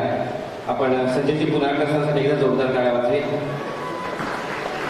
आणि यानंतर आपण मुख्याध्यापक सत्काराकडे वळणार आहोत. वृक्षारोपण ही काळाची गरज आहे हे ऐकून झाडांसारखं व्हा हा संदेश या ठिकाणी आपण देतो आहोत. सर्व सन्माननीय मुख्याध्यापकांना विनंती आहे की आपण कृपया सगळ्याच मुख्याध्यापकांनी व्यासपीठावर एकत्र यायचंय, कारण वेळेअभावी आपल्याला संयुक्तिक सत्कार घेणं. या ठिकाणी इंग्लिश स्कूल उपाध्यायाचे सन्माननीय वाळवेकर सर, सातेरी हायस्कूलचे परब सर, त्याचबरोबर बावडेकर विद्यालयाचे कांबळे सर, त्यानंतर काकासाहेब चमनकर हायस्कूल आडगेचे चव्हाण सर, त्याचबरोबर मातोश्री पार्वती विद्यालयाचे या ठिकाणी परब सर, सरस्वती विद्यालय कांचे जाधव सर, विद्यानिकेतनचे जर शिक्षक असतील तर त्यांनी कृपया व्यासपीठाकडे यावं. अणसुरपाल हायस्कूलच्या वेटे मॅडम, त्याचबरोबर आसोली हायस्कूलच्या भावना दुबे मॅडम, पाटकर हायस्कूलचे सोपटे सर, त्या दावडे हायस्कूलचे सोनसुरकर सर, त्याचबरोबर वेगवेगळ्या हायस्कूलचे कांबळे सर, मदन देसाचे प्रतिनिधी वारन सर, अण्णासाहेब देसाई. कृपया सर्व सन्माननीय मुख्याध्यापकांना विनंती की आपण सन्मानपूर्वक व्यासपीठाकडे यावं. त्याचबरोबर अण्णासाहेब विद्यालय परोळ्याचे सन्माननीय शिक्षक, त्याचबरोबर विद्या मंदिर रेडीचे जाधव सर, देवगी स्कूल मातोडचे शिक्षकांना विनंती की आपण कृपया व्यासपीठाकडे यावं. त्याचबरोबर खानोलकर हायस्कूल मठचे प्रतिनिधी त्यांनाही विनंती आहे. शिवाजी हायस्कूल तुळस, इतर शाळेचे जे प्रतिनिधी आहेत, शिक्षक मुख्याध्यापक असतील, त्या सगळ्यांना विनंती आहे की आपण सन्मानपूर्वक व्यासपीठाकडे यावं. मित्रांनो, वेळ कमी आहे आणि त्या वेळेअभावी आपल्याला एकत्रित अशा प्रकारचं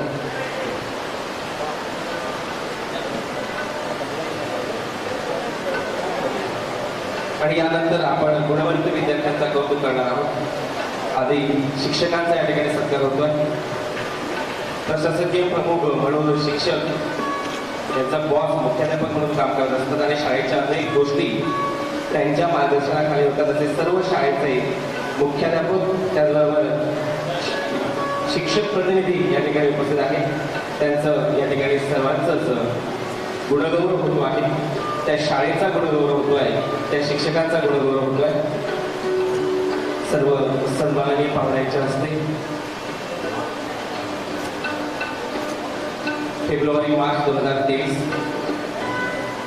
गुणवंत विद्यार्थ्यांना ज्या ज्या शिक्षकांनी, ज्या ज्या मुख्याध्यापकांनी या ठिकाणी सहाय्य केलं त्यांचा आपण या ठिकाणी सत्कार करतो आहोत. न्यू इंग्लिश स्कूलचे वाळवेकर सर, त्यानंतर बागुल सर, सर्व सन्माननीय मुख्याध्यापक आणि त्यांचा हा गुणगौरव कार्यक्रम. आजच्या कार्यक्रमाचे प्रमुख अतिथी सावंतवाडी मतदारसंघ माननीय नामदार दीपकभाई केसरकर मित्रमंडळी यांच्या वतीनं आजचा हा गुणगौरव कार्यक्रम आपण या ठिकाणी करतो आहोत. आपल्या सर्वांना विनंती आहे की स्नेहभोजनाचा कार्यक्रम संपल्यानंतर या ठिकाणी होईल, त्यामुळे कृपया कोणीही भोजन केल्याशिवाय जाऊ नये असं आयोजकांच्या वतीनं आपल्याला विनंती आहे. परमसर सातेरी हायस्कूल बेंदोरा, एक उत्तम खेळाडू म्हणून सरांनी नावलौकिक मिळवलेला आहे. सर्व सन्माननीय मुख्याध्यापकांचा सत्कार होता. आपल्याला विनंती आहे, एकदा जोरदार टाळ्या मुख्याध्यापकांसाठी मित्रांनो, एकदा जोरदार टाळ्या वाजवा. आपण समाजाचं देणं कृपया सर्वांचा एकत्र फोटो घेणार आहे, त्यामुळे कुठल्याही शिक्षकांना कृपया खाली जाऊ नये. सगळ्यांचा आपण एकत्र फोटो घेणार आहोत. सर्व वेंगुर्ला तालुक्यातील शाळांचे सर्व प्रतिनिधी, मुख्याध्यापक, त्याचबरोबर शिक्षक, एक कॉमन फोटो सगळ्या मुख्याध्यापकांचा मान्यवरांच्या समोर घेतला जाईल. मित्रांनो, फोटो काढण्यासाठी एक क्षण पुरेसा असतो, पण इमेज काढण्यासाठी आयुष्य घालावं लागतं. ते इमेज जपण्याचा प्रयत्न या ठिकाणी खर्डेकर महाविद्यालयाचे आदरणीय प्राचार्य बांदेकर सर या ठिकाणी उपस्थित झालेले आहेत. नुकतीच लॉची डिग्री त्यांनी पदवी प्राप्त केली. आपण बांदेकर सरांसाठी इथे जोरदार टाळ्या वाजवूया. सन्माननीय बांदेकर सर खर्डेकर महाविद्यालयाचे विद्यमान प्राचार्य आणि अलीकडच्याच काळामध्ये लॉची डिग्री ते प्रथम श्रेणी उत्तीर्ण झालेले आहेत असे आदरणीय बांदेकर सर या ठिकाणी सत्कार स्वीकारताना सर्व मुख्याध्यापकांना विनंती आहे की कृपया आपण फोटो सेक्शनसाठी या ठिकाणी उपस्थित आहोत. सगळ्यांनी मान्यवरांच्या उपस्थितीत या ठिकाणी फोटो घ्यावा. सन्मानचिन्ह वृक्ष अशा या सत्काराचं स्वरूप आहे. सर्व मुख्याध्यापकांचा सत्कार झाल्यानंतर आपण विद्यार्थ्यांच्या सत्काराकडे वळणार आहोत.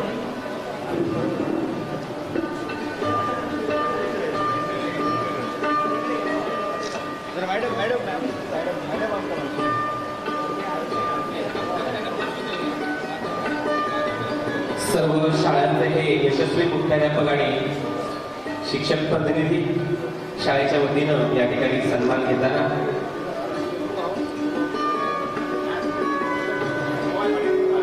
महाराष्ट्र राज्याचे शिक्षण मंत्री सन्माननीय केसरकर साहेबांनी यांच्या वाढदिवसानिमित्त आजचा हा विलोभनीय सोहळा आपण या ठिकाणी पार पाडतो आहोत. याची डोळा आपण लाईव्ह प्रेक्षेपण सुद्धा कोकणसाच्या माध्यमातून आपल्यापर्यंत येत आहे.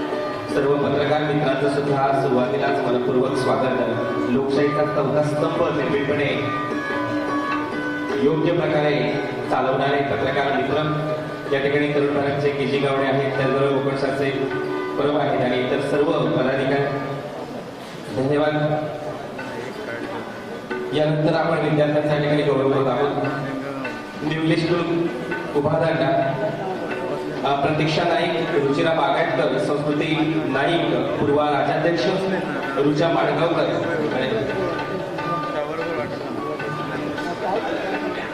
रुचा माडगावकर कृपया न्यू इंग्लिश स्कूल पालक जर असते तर कृपया पालकांनी व्यासपीठाकडे येण्याची कृपा करावी. न्यू इंग्लिश स्कूल उभादांडा प्रतीक्षा नाईक, रुचिरा बागायतकर, संस्कृती नाईक, पूर्वा राजाध्यक्ष, रुचा माडगावकर.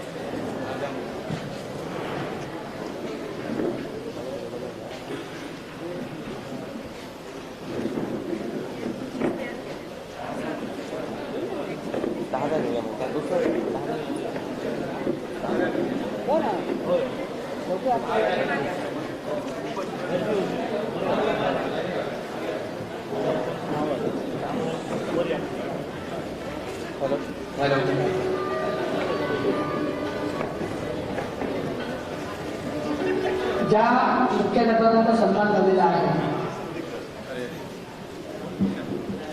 त्या प्रत्येक मुख्याध्यापकाने आपल्यासोबत जे सन्मानपत्र दिलेलं आहे त्याचा बॉक्स आहे वेगळा.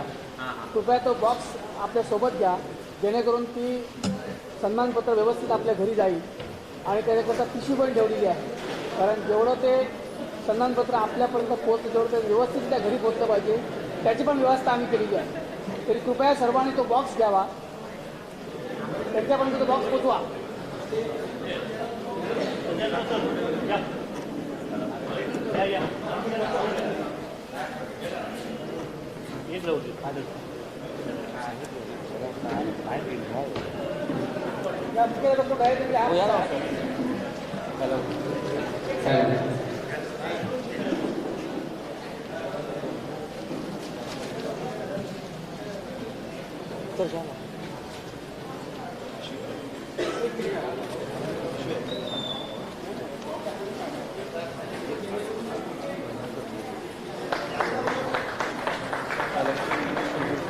हॅलो. न्यू इंग्लिश स्कूल उभारण्याचे प्रथम 3 क्रमांकाचे सगळे मानकरी व्यासपीठावर आहेत. यानंतर मी लगेचच सातेरी हायस्कूल वेटोळ्याचे सर्व जे गुणवंत विद्यार्थी आहेत त्यांना व्यासपीठावर येण्याची कृपा सांगतो. मेघन नाईक, साक्षी सोनसुरकर, ओजस परब, साई शेरम, कृपया लवकरात लवकर व्यासपीठाकडे या. श्रीदेवी, सातेरी हायस्कूल वेटोळे, यांचे प्रतिनिधी आणण्याची मुलं यांना विनंती आहे की कृपया आपण एकत्रित सत्कार करणार आहोत. न्यू स्कूल उभारणारा आणि त्यानंतर लगेचच त्यांच्यासोबतच आपण सत्कार करतो आहोत तो श्रीदेवी सातेरी हायस्कूल वेतोऱ्याचे प्रथम क्रमांकाचे सगळे मानकरी, प्रथम 3 क्रमांक. लगेच ते द्या ना. यानंतर लगेच घ्या. बावडेकर विद्यालयाच्या विद्यार्थ्यांनी कृपया तयार राहायचं आहे. यामध्ये प्रथम क्रमांक आहे संघवी जाधव, वीणा मैथिली, सानिका डिचोलकर, भूषणा धरणे, ऋषाली परब.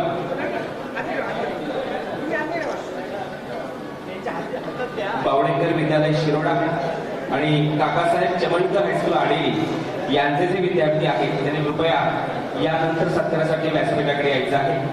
जवळ आहे जरा. बावडेकर विद्यालय शिरोडा आणि आडेली हायस्कूल. जवळ आहे. हो, तुम्ही जवळ आहे. संघवी, वीणा मैथिली, सानिका आणि चमणकर हायस्कूलचे आहेत भूषणा, वृषाली. प्रथम 3 क्रमांक.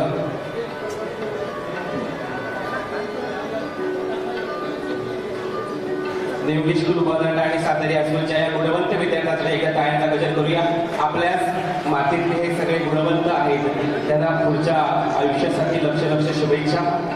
केसरकर साहेबांच्या वाढदिवसाप्रित्यर्थ आजचा हा शिक्षणप्रेमींच्या माध्यमातून सुंदर अशा प्रकारचा सोहळा. यानंतर बावडेकर विद्यालय शिरोडा आणि चमणकर हायस्कूलचे विद्यार्थी व्यासपीठावर आलेले आहेत. त्यांना विनंती आहे की यानंतर आपण सत्कार स्वीकारावा.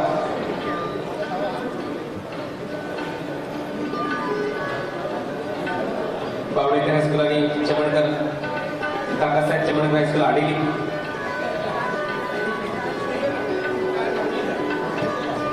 त्यानंतर हा सत्कारानंतर आपण पुढच्या सत्काराकडे वळणार आहोत. मातोश्री पार्वती राऊत विद्यालय च्या विद्यार्थ्यांनी कृपया यानंतर तयार राहायचं आहे. यामध्ये स्फूर्ती निवतेकर, सांगोडा निवृत्त पाटील, गार्गी व्यंकटेश डुबळ हे पार्वती राऊत विद्यालयाचे विद्यार्थी आहेत. त्यांनी कृपया सत्कारासाठी व्यासपीठाच्या दिशेने यायचं आहे. आणि यानंतर त्यांच्या बरोबरच सत्कार होईल तो श्री सरस्वती विद्यालय आरंभी टाक. प्रथम क्रमांक आहे प्राची गुडव, युक्ता तांडे आणि मेघा कांबळे. यानंतरचे यशस्वी विद्यार्थी कृपया लवकरात लवकर येण्याची कृपा करा. पार्वती राऊत विद्यालय यानंतर सत्कारासाठी येतील आणि त्यांच्याबरोबर असेल सरस्वती विद्यालय आरंभी टाक. या दोन्ही विद्यार्थ्यांनी कृपया व्यासपीठाकडे यायचं आहे. यानंतरचा सत्कार आपण राऊत विद्यालय आणि सरस्वती विद्यालय टाक यांच्या गुणवंत विद्यार्थ्यांचा करणार आहोत. यंदाचा जो रिझल्ट लागला त्या रिझल्ट बद्दल पुन्हा एकदा शिक्षक वर्गाचा आभार.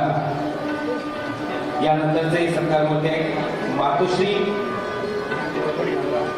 भोजनाची व्यवस्था आयोजकांनी केलेली आहे. सर कृपया त्यामुळे प्रत्येकाने स्नेहभोजन घेऊनच पुढे मार्गस्थ व्हायचं आहे. कृपया त्यानंतरचे विद्यार्थी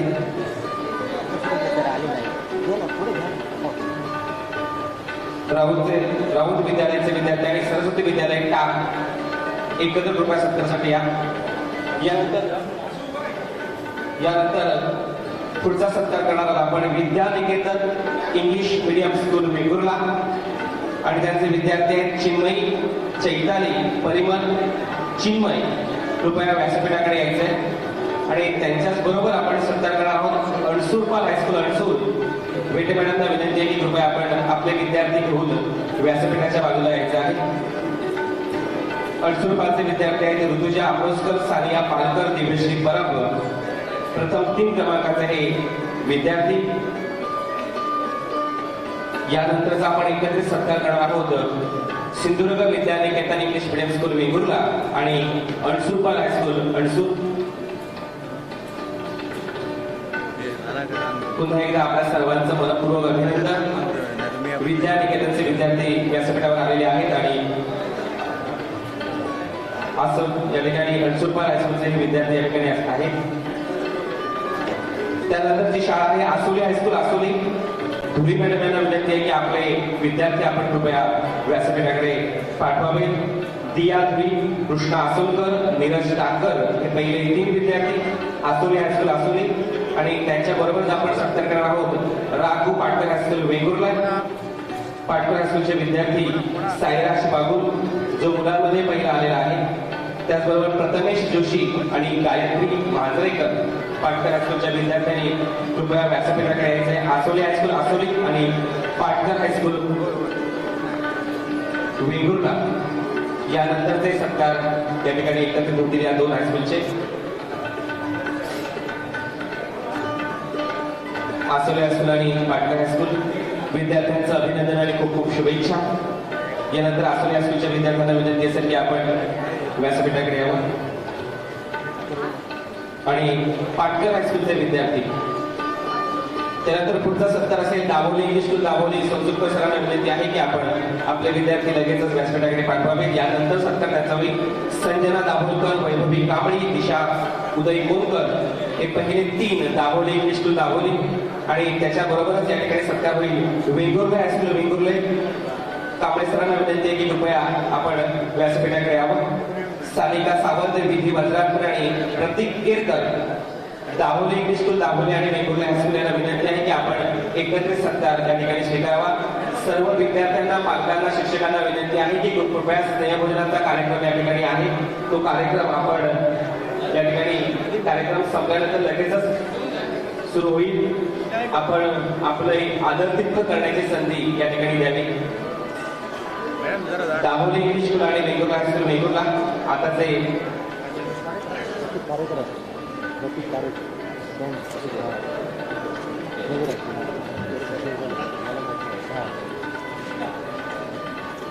कृपया आता दाभोली हायस्कूल आणि वेंगुर्ला. यानंतरच्या सत्यासाठी यायचं आहे Mother Teresa English medium school Vengurle. त्यांचे प्रतिनिधी असतील प्रथम क्रमांक लक्षणा नवार, संस्कृती मांजरेकर आणि रेया तुरस्कर. आणि त्याच्याबरोबर दुसरा हायस्कूल आहे अण्णासाहेब देसाई विद्या मंदिर परुळे. प्रथम क्रमांक आहे Pari Sawant, Trisha Warad, Harshali Parulekar. Mother Teresa English school Vengurla आणि अण्णा देसाई विद्या मंदिर परुळे. कृपया एकत्रित सत्कार कोणता होणार आहे त्यामुळे कृपया जर पालक असतील तर पालकांना सुद्धा व्यासपीठावर यायला हरकत नाही. यानंतर Mother Teresa English school Vengurla आणि विद्या मंदिर परुळे याने तयार राहायचं आहे. याच्यानंतर त्यांचा सत्कार होईल. मार्च फेब्रुवारीमध्ये संपन्न झालेल्या शालांत परीक्षा HSC SSC आणि हे त्यांचे गुणवंत विद्यार्थी मान्यवरांच्या समवेत सत्कार घेत असताना यानंतरचे सत्कार होती असतील मदर तेरेसाचे गुणवंत विद्यार्थी आणि परुळ्यांचे गुणवंत विद्यार्थी. त्यानंतर ह्या सत्कारानंतर आपण सत्कार करणार आहोत श्री माऊली विद्या मंदिर रेडीचे विद्यार्थी. यामध्ये प्रथम क्रमांक श्रीमंत राणे, साक्षी कांबळे द्वितीय आणि तृतीय आहे शुद्धी गवंडी. यानंतर माऊली विद्या मंदिर रेडी आणि न्यू इंग्लिश स्कूल मातोंडचे विद्यार्थी श्रद्धा नेमण, रुची मोहिते, देवदास परब आणि कुणाल कोये. विद्या मंदिर रेडी आणि न्यू इंग्लिश स्कूल मातोंड या विद्यार्थ्यांनी कृपया व्यासपीठाकडे यायचं आहे. यानंतरचा सत्कार या ठिकाणी होईल फेब्रुवारी मार्च 2023 मध्ये. हे गुणवंत विद्यार्थी आणि त्यांचा सत्कार आता आपण या ठिकाणी संपन्न करतो आहोत.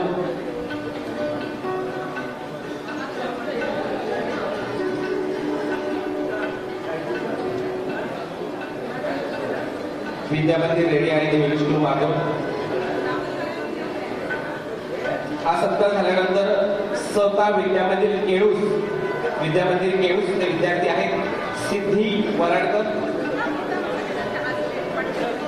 सिद्धी परब, डॉली धागडकर, सहका पाटील विद्या मंदिर केळूस आणि त्यांच्याबरोबर आपण सत्कार करणार आहोत खानोलकर हायस्कूल मठचे विद्यार्थी जे आहेत. पहिला क्रमांक रसिका ठाकूर, दीपिका परुळेकर, ईशा ठाकूर आणि द्वितीय आहे पूर्वा शेडगे. पाटील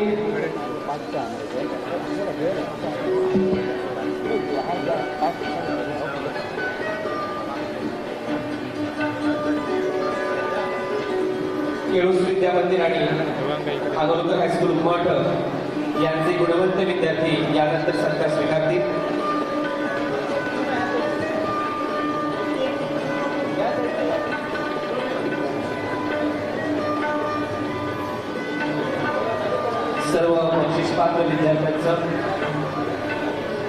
हार्दिक हार्दिक अभिनंदन आणि नंतरच्या पुढील शैक्षणिक वाटचालीसाठी खूप खूप शुभेच्छा. यानंतर सत्कार घेतील केळूचे विद्यार्थी आणि मठ. ओके थांबून घे. एक मिनिट.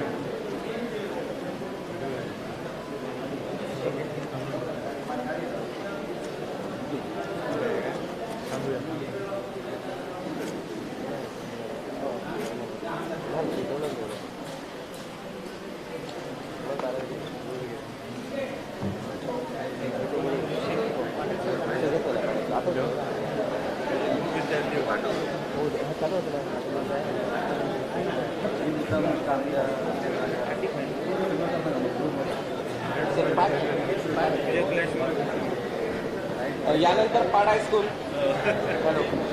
हॅलो. यानंतर विद्यामंदिर केडूस आणि खानोलकर हायस्कूल मठ. त्यानंतर शिवाजी हायस्कूल तुळस आणि पाड हायस्कूल. पाड हायस्कूलचे विद्यार्थी आहेत आदित्य नाईक, समीक्षा तेजम आणि पार्थ गोसावी. आणि शिवाजी हायस्कूलचे विद्यार्थी आहेत सानिका नागवेकर, सानिका माळकर, धनश्री पायनाईक. कृपया दोन्ही शाळेतल्या विद्यार्थ्यांनी सत्कारासाठी सन्मानपूर्वक व्यासपीठाकडे यावं. एकत्रित सत्कार या ठिकाणी आपण करणार आहोत.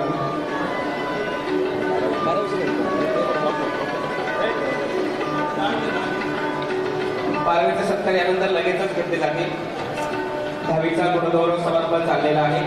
कृपया पालकांना, विद्यार्थ्यांना, शिक्षकांना विनंती आहे, या ठिकाणी स्नेहभोजन या ठिकाणी होणार आहे. कृपया कुणीही जाऊ नये. स्नेहभोजन आहे, कृपया. यानंतर पाड हायस्कूल आणि शिवाजी हायस्कूल तुळस एकत्रित सत्कार समारंभ स्वीकारत आहे.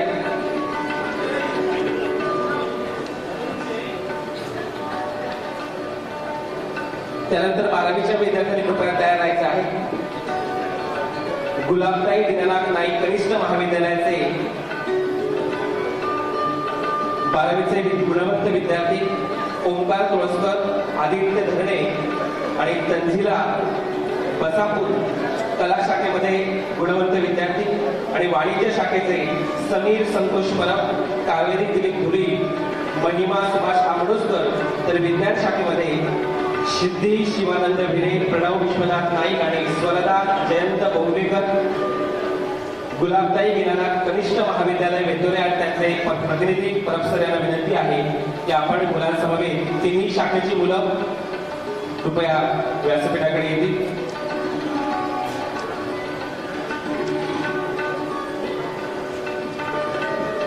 यानंतर 12वीचे गुणविद्यार्थी विद्यार्थी कृपया व्यासपीठाकडे येण्याची कृपा करावी. इयत्ता 12वीचे गुलाबताई दीनानाथ नाईक कनिष्ठ महाविद्यालयाचे विद्यार्थी यांना विनंती आहे की आपण यानंतरचे विद्यार्थी असतील गोपटे कनिष्ठ महाविद्यालय शिरोडा. कला शाखेतून मानसी सारंग, दीक्षा आरोलकर, चैताली सोनतुरकर. जर लवकरात लवकर येण्याची कृपा करा. ऋषिकेश भैरे, अनुष्का केरकर, तन्वी गावडे, कादंबरी मस्के, शैलेश हर्ष, साई वामन निखरगे आणि उत्तम विश्वनाथ चिपकर. 12वीमध्ये गुणवंत विद्यार्थी कृपया शिरोडा महाविद्यालयाचे गुणवंत विद्यार्थ्यांना विनंती आहे की आपण व्यासपीठाकडे याबद्दल लवकरात लवकर येण्याची कृपा करावी. शिरोडा विद्यालय. त्यानंतर बाळासाहेब कर्णेकर महाविद्यालयाचे गुणवंत विद्यार्थी यानंतर व्यासपीठाकडे येतील. कला शाखेमध्ये सानिका वनस्कर, सानिका कलगुटकर, ईशा भोसले. लवकरात लवकर. वाणिज्यामध्ये मंगल शनई, पूर्वा कलगुटकर, सानिका बांद्रेकर. तर विज्ञान शाखेमध्ये सानिका कुमार सरोज यादव, विद्वत्त भारतीय विद्यार्थ वारक आणि मिताली चंद्रशेखर कोयंटे. कर्णेकर महाविद्यालय यानंतर सत्कारासाठी येतील.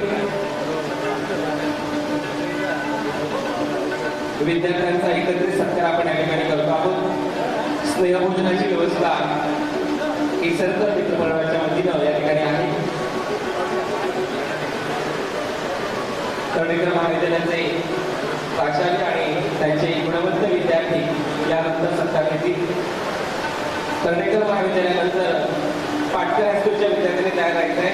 इयत्ता 12वी कला, वाणिज्य आणि MCDC.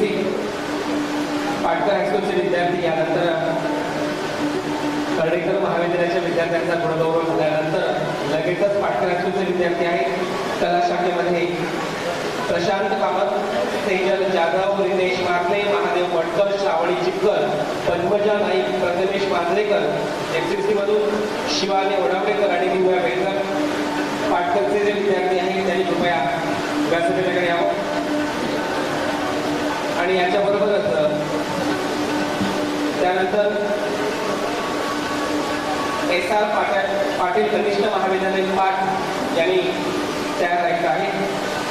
पाटकर हायस्कूल झाल्यानंतर लगेचच त्यांचा आपण सत्कार करणार आहोत. यामध्ये विज्ञान शाखेमध्ये विशाली मांडे, खुशी गावडे, विलेता मुंडे, तर वाणिज्य शाखेमध्ये नेहा नाईक, अभिषेक परब, स्वप्नाली भोरे, तर कला शाखेत रुचिता परब, दत्तगुरु परब आणि गौरी कुमार. SR पाटील कनिष्ठ महाविद्यालय पाट यानंतर सत्कार घेण्यासाठी पाटकर हायस्कूलच्या विद्यार्थ्यांनी तयार राहायचं आहे. सन्माननीय दत्ताजी सागावकर संस्थाचालक यांना विनंती आहे आपणही व्यासपीठाकडे यावं. कर्णेकरच्या विद्यार्थ्यांना एकदा जोरदार टाळ्या वाजूया. जरा टाळ्या वाजवा. तुम्ही फोटो काढताय, फोटोसाठी आमचे लोक आहेत इथे. यानंतर पाटकर हायस्कूलचे गुणवंत विद्यार्थी कला, वाणिज्य आणि MCC मानव चिन्ह, वृक्ष आणि याचबरोबर एक स्कूल बॅग.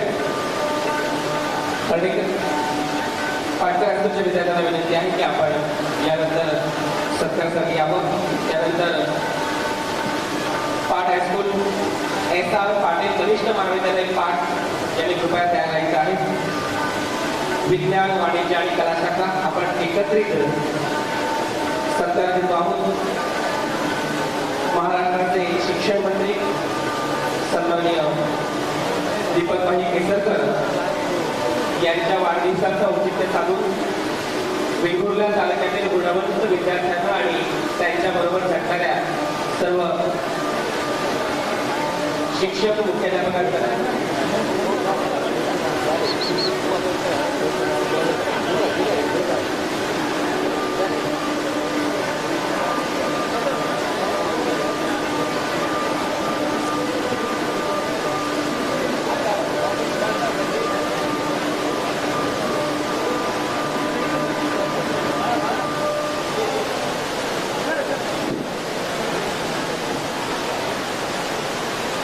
माध्यमिक शालांत परीक्षा आणि उच्च माध्यमिक प्रमाणपत्र परीक्षा 2023 गुणवंत विद्यार्थ्यांचा एकत्रित गुणगौरव करण्याचा असा हा कार्यक्रम केसरकर साहेबांच्या वाढदिवसाचं औचित्य साधून वाढदिवस जरी उद्या असला तरी कार्यक्रमाच्या सप्ताहाचा सुरुवात आजपासून होते.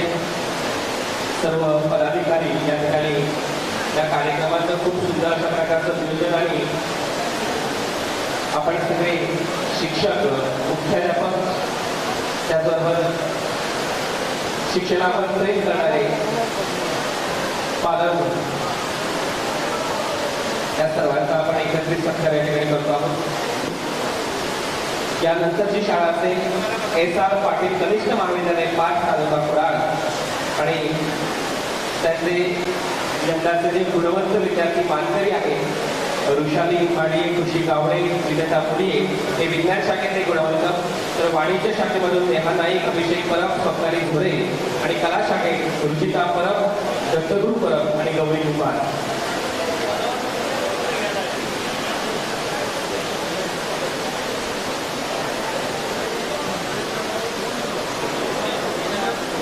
कृपया कोणीही स्नेहभोजन केल्याशिवाय जाऊ नये, आग्रहाची विनंती. नामदार दीपकभाई केसरकर शालेय शिक्षण व महाराष्ट्र मराठी भाषा मंत्री यांच्या वाढदिवसानिमित्त मोफत तपासणी शिबिर सुद्धा आयोजित केलेले आहे. हे शिबिर 18 तारीखला शिरोडा ग्रामीण रुग्णालय शिरोडा, 19 जुलैला वेंगुर्ला उपजिल्हा रुग्णालय वेंगुर्ला, त्यानंतर 20 जुलैला दोडामार्ग उपजिल्हा रुग्णालय दोडामार्ग, 21ला सातेरी भेडशी प्राथमिक आरोग्य केंद्र सातेरी भेडशी, 22 जुलैला बांदा प्राथमिक आरोग्य केंद्र बांदा, तर सावंतवाडीला उपजिल्हा रुग्णालय सावंतवाडी तारीख आहे 23 जुलै. सर्व गुणवंत विद्यार्थ्यांचा या ठिकाणी सत्कार होतोय.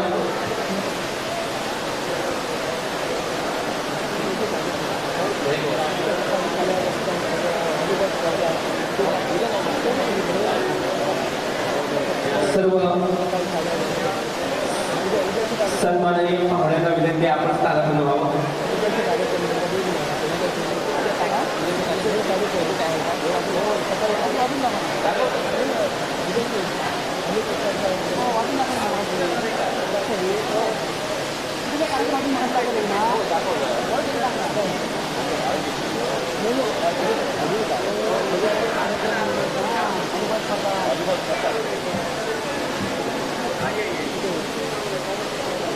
सर्व सन्माननीय पाहुण्यांना विनंती आहे की आपण स्थानापन्न व्हावं.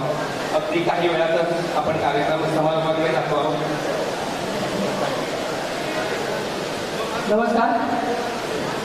आजच्या या कार्यक्रमाच्या अनुषंगाने सर्व विद्यार्थ्यांचा, शिक्षकांचा, इथे उपस्थित असणारे आमचे शिक्षण अधिकारी, त्यानंतर डॉक्टर माईंकर मॅडम, संजय पुनाळेकर, आमच्या जिल्ह्याचे जिल्हा प्रमुख अशोकजी दळवी साहेब, आमचे पदाधिकारी तालुका प्रमुख मांजरेकर, सुनील दुबळे, शहर प्रमुख उमेश जराम, बाळा दळवी, सचिनजी देसाई, सर्वांच्या उपस्थितीत आपण हा आजचा कार्यक्रम पार पाडलेला आहे. असाच कार्यक्रम उद्या सुद्धा भाईच्या वाढदिवसानिमित्त आम्ही वेंगुर्ला कॅम्प येथे व्हॉलीबॉल स्पर्धा या ठिकाणी आयोजित केलेली आहे. या स्पर्धेचं सुद्धा आयोजन उद्या सकाळी ठीक 10 वाजता वेंगुर्ला हायस्कूलच्या समोर त्या ठिकाणी त्याचं उद्घाटन केलं जाणार आहे. आणि वेंगुर्ला तालुक्यातील सर्व ग्रामस्थांचं, पदाधिकाऱ्यांचं, सर्व नागरिकांचं स्वागत या ठिकाणी दीपकबाई 23 तारीखला रविवारी या ठिकाणी स्वीकारणार आहे. आणि त्या दिवशी आपण हे जे कार्यक्रम करणार आहोत तालुक्यास्तरीवर 7 दिवसांचे, त्याचा बक्षीस समारंभ हे दीपकबाईंच्या उपस्थितीत रविवार दिनांक 23 रोजी दुपारी या ठिकाणी होणार आहे. आम्ही आपणास ही वेळ मागवून कळू, परंतु असा भरगच्च कार्यक्रम वेंगुर्ला तालुक्यामध्ये, सावंतवाडी तालुक्यामध्ये, त्याचप्रमाणे दोडामार्ग तालुक्यामध्ये, सर्व तालुक्यांमध्ये आम्ही आयोजित केलेला आहे. त्याचप्रमाणे सिंधुदुर्ग जिल्ह्यामध्ये सुद्धा वेगवेगळ्या तालुक्यामध्ये हा कार्यक्रम या ठिकाणी साजरा होणार आहे. परत एकदा आपण या ठिकाणी उपस्थित राहिला. त्याचप्रमाणे व्हॉलीबॉल स्पर्धा 8:30 वाजता होणार आहे. उद्या सकाळी 9 वाजता वृक्ष लागवड स्पर्धा या ठिकाणी होणार आहे. आणि 10 वाजता वेंगुर्ला मार्केटमध्ये जे बारबीचं मंदिर आहे, भाजी मार्केटमध्ये, त्या ठिकाणी लघुत्व सुद्धा होणार आहे. आणि या लघुत्व झाल्यानंतर सर्वांना या ठिकाणी प्रसाद म्हणून दिला जाणार आहे. दीपकबाईंची अतोनात श्रद्धा या ठिकाणी साईबाबांवर आहे आणि परमेश्वराच्या कृपेमुळे त्यांना या ठिकाणी हे सर्व पदं केलेली आहेत असं ते समजतात. म्हणून प्रत्येक गुरुवार असेल, गुरुजयंती असेल, आपला वाढदिवस असेल, सर्व कार्यक्रम हे त्या ठिकाणी देवाचं या ठिकाणी नामस्मरण करून देवाच्याने लीन होऊन ते करत असतात. त्याचाच एक भाग म्हणून आम्ही हा लघुदिन कार्यक्रम उमेश शेरम यांच्या माध्यमातून उद्या सकाळी 10 वाजता वेंगुर्ला भाजी मार्केट येथे आयोजित केलेला आहे. तर या सर्व कार्यक्रमाला आपण सर्वांनी उपस्थित राहावं आणि त्याची शोभा वाढवावी अशी आपण विनंती करतो. आता सर्वांनी भोजन झाल्याशिवाय कोणी जाऊ नये अशी नम्र विनंती करतो.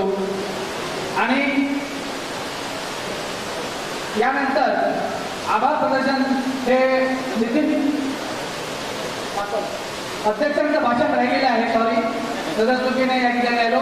मी अध्यक्षांना विनंती करतो की आपण 2 शब्द तरी या ठिकाणी व्यक्त करावे, कारण अतिशय श्रेष्ठ असे आमचे अशोक दळवी आहेत. अनेक पदं त्यांनी या सावंतवाडी शहरामध्ये भूषवलेली आहेत आणि अतिशय जाणते असे नेते आहेत आमचे. दीपकबाईंचे अत्यंत विश्वासू आहेत. सर्व क्षेत्रामध्ये, सहकार क्षेत्र असेल, सर्व क्षेत्रामध्ये काम केलेले आहे. त्यांना मी विनंती करतो की 2 शब्द या ठिकाणी मार्गदर्शन करावं. अशोकजी दळवी, अध्यक्षीय भाषण. दळवीसाहेब बोलण्यापूर्वी आपल्याला एक उपयुक्त असे सूत्रसंचालन लाभलेले सन्माननीय खानोलकर सर, वैभव खानोलकर सर यांचं माननीय शिक्षणाधिकारी यांनी सत्कार करावा असं मी त्यांना विनंती करतो.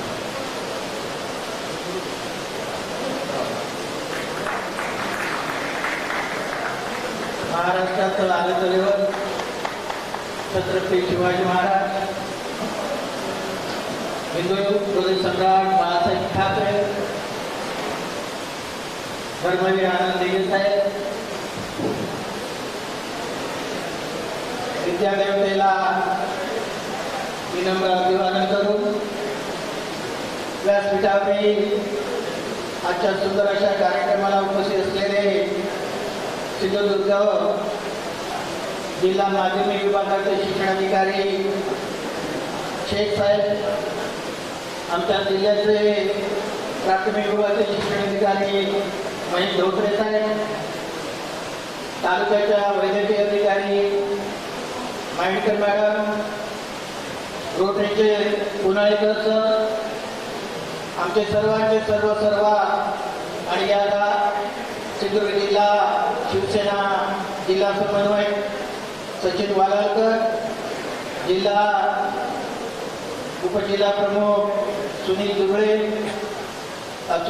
जिल्हा प्रमुख, उपजिल्हा प्रमुख सचिन देसाई, एरम साहेब, तालुका प्रमुख मांजरेकर, बाळा दळवी, दीपकभाई मित्र मंडळाचे सर्व पदाधिकारी, उपस्थित शिक्षक, मुलं आणि बंधू भगिनी, बराच वेळ झालेला आहे. मी पहिल्या प्रथम आमच्या इथल्या सगळ्या मित्रमंडळाच्या कार्यकर्त्यांना धन्यवाद देतो की आपण सुंदर असा कार्यक्रम या ठिकाणी केलेला आहे. पूर्वसंध्येला आमचे नेते आणि आदरणीय महाराष्ट्र राज्याचे शिक्षण मंत्री आदरणीय आमचे नेते दीपकभाई यांना शुभेच्छा व्यक्त करतो. आपण या ठिकाणी जे प्रमुख पाहुणे आहेत त्यांनी शिक्षण क्षेत्राबद्दल असू दे, इथे माइंडकर मॅडम आहेत, त्याने आरोग्यविषयक अशा चारही नेत्यांनी सुंदरपैकी असं या ठिकाणी आपल्याला मार्गदर्शन केलेलं आहे. आणि आपण सर्व इथे गुरुजन आहात, तुमच्यापुढे आम्ही सुद्धा काय बोलावं हा सुद्धा माझ्यासारख्या छोट्यासारख्या कार्यकर्त्याला वाटतं. तरी पण आपण चांगली मेहनत घेऊ. त्याचबरोबर या ग्रामीण भागातल्या शिक्षकाबरोबरच आमचे जे पालक आहेत विद्यार्थ्यांचे, त्यांनी चांगल्या पद्धतीने मुलांना मार्गदर्शन करून या ठिकाणी या मुलांना गुणवत्तेत आणण्यासाठी अत्यंत परिश्रम घेतलेले आहे. म्हणून मी नेहमी धन्यवाद देतो. शिक्षक हा गुरुजन आहे आणि त्या गुरुजनाच्या मार्गदर्शनाखाली प्रत्येक विद्यार्थ्याला शिकवण्याचं काम आपण चांगल्या कष्टाने आणि मेहनतीनं केलेलं आहे. आणि म्हणूनच महाराष्ट्रामध्ये सिंधुदुर्ग जिल्हा हा नेहमीच आणि 10वी आणि 12वी परीक्षेमध्ये प्रथम क्रमांक येतो. हे सुद्धा आपलं सर्वांचं मेहनतीचं फळ आहे. आणि या मेहनतीच्या फळावरच आपण ही ग्रामीण भागातली मुलं घडवण्याचं काम आपण केलेलं आहे. या शिक्षण क्षेत्रामध्ये दीपकभाईने मंत्री झाल्यानंतर सुद्धा शैक्षणिकमध्ये शिक्षण तज्ञाच्या माध्यमातून अत्यंत दर्जेदार असं शिक्षण मिळावं मुलांना. ग्रामीण भागातील मुलं चांगल्या शिक्षणाने वरिष्ठ पातळीवर चांगल्या क्षेत्रामध्ये त्यांनी प्रावीण्य मिळावं, अशा प्रकारची शिक्षण क्षेत्रामध्ये चांगली प्रगती व्हावी, अशा प्रकारचा मंत्रिमंडळामध्ये निर्णय घेण्याचे प्रयत्न चालू आहेत, घेतलेले आहेत. आणि म्हणून सांगतो की आपण या शिक्षण क्षेत्रामध्ये भरीव अशी कामगिरी दीपकभाईंनी केल्यानंतर आपण सुद्धा या शैक्षणिक जे आपलं शिक्षण मिळतं त्याचा पुरेपूर फायदा या ठिकाणी आपण घेतला पाहिजे.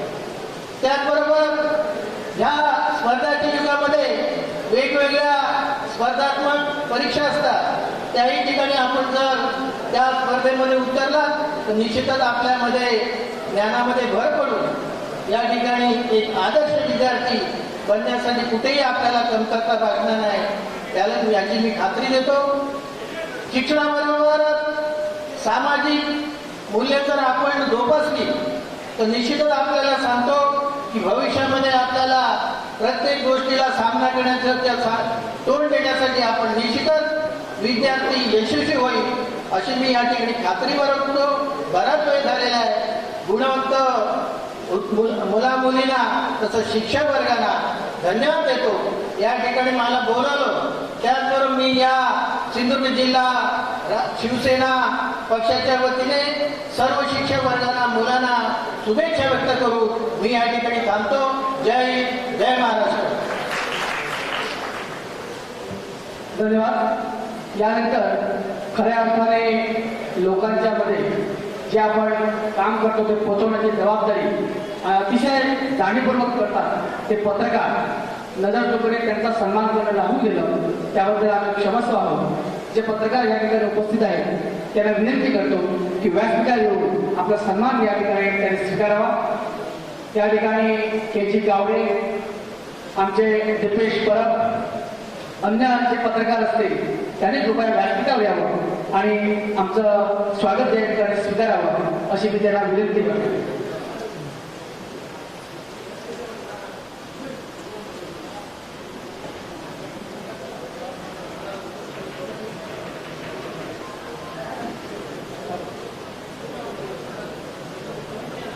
पत्रकार सर्वांनी कृपया व्यासपीठावर यावं. आपलं या ठिकाणी आम्ही अतिशय मनापासून स्वागत करतो.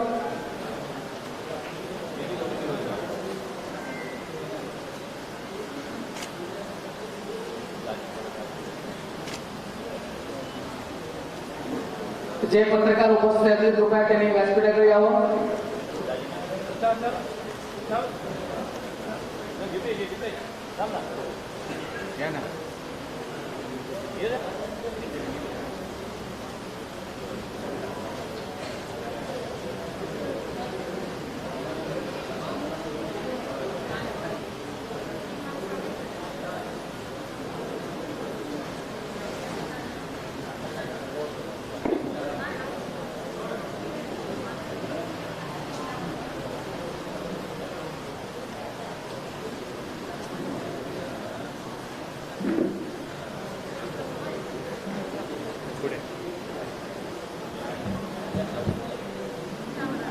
जवळ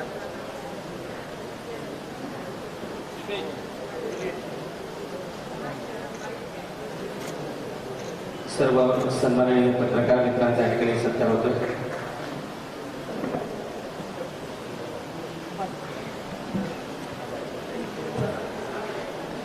यानंतर शेवटचा समारोप पुष्प करण्यासाठी वेंगुर्ला तालुक्याचे प्रमुख सन्माननीय नितीनजी मांजरेकर साहेबांना विनंती करतो की आपण शेवटच्या आभार प्रदर्शनाचा सोपस्कार पूर्ण करावा.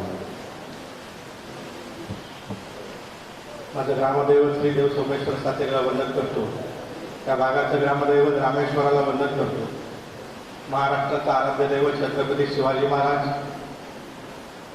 हिंदू हृदय सम्राट बाळासाहेब ठाकरे साहेब, आनंदजी दिघे, या राज्याचे लाडके मुख्यमंत्री एकनाथराव शिंदे साहेब आणि त्यांच्या वाढदिवसानिमित्त आपण सर्व मान्यवर मंडळी इथे जमलात ते माझे गुरुवर्य दीपक केसरकर साहेब.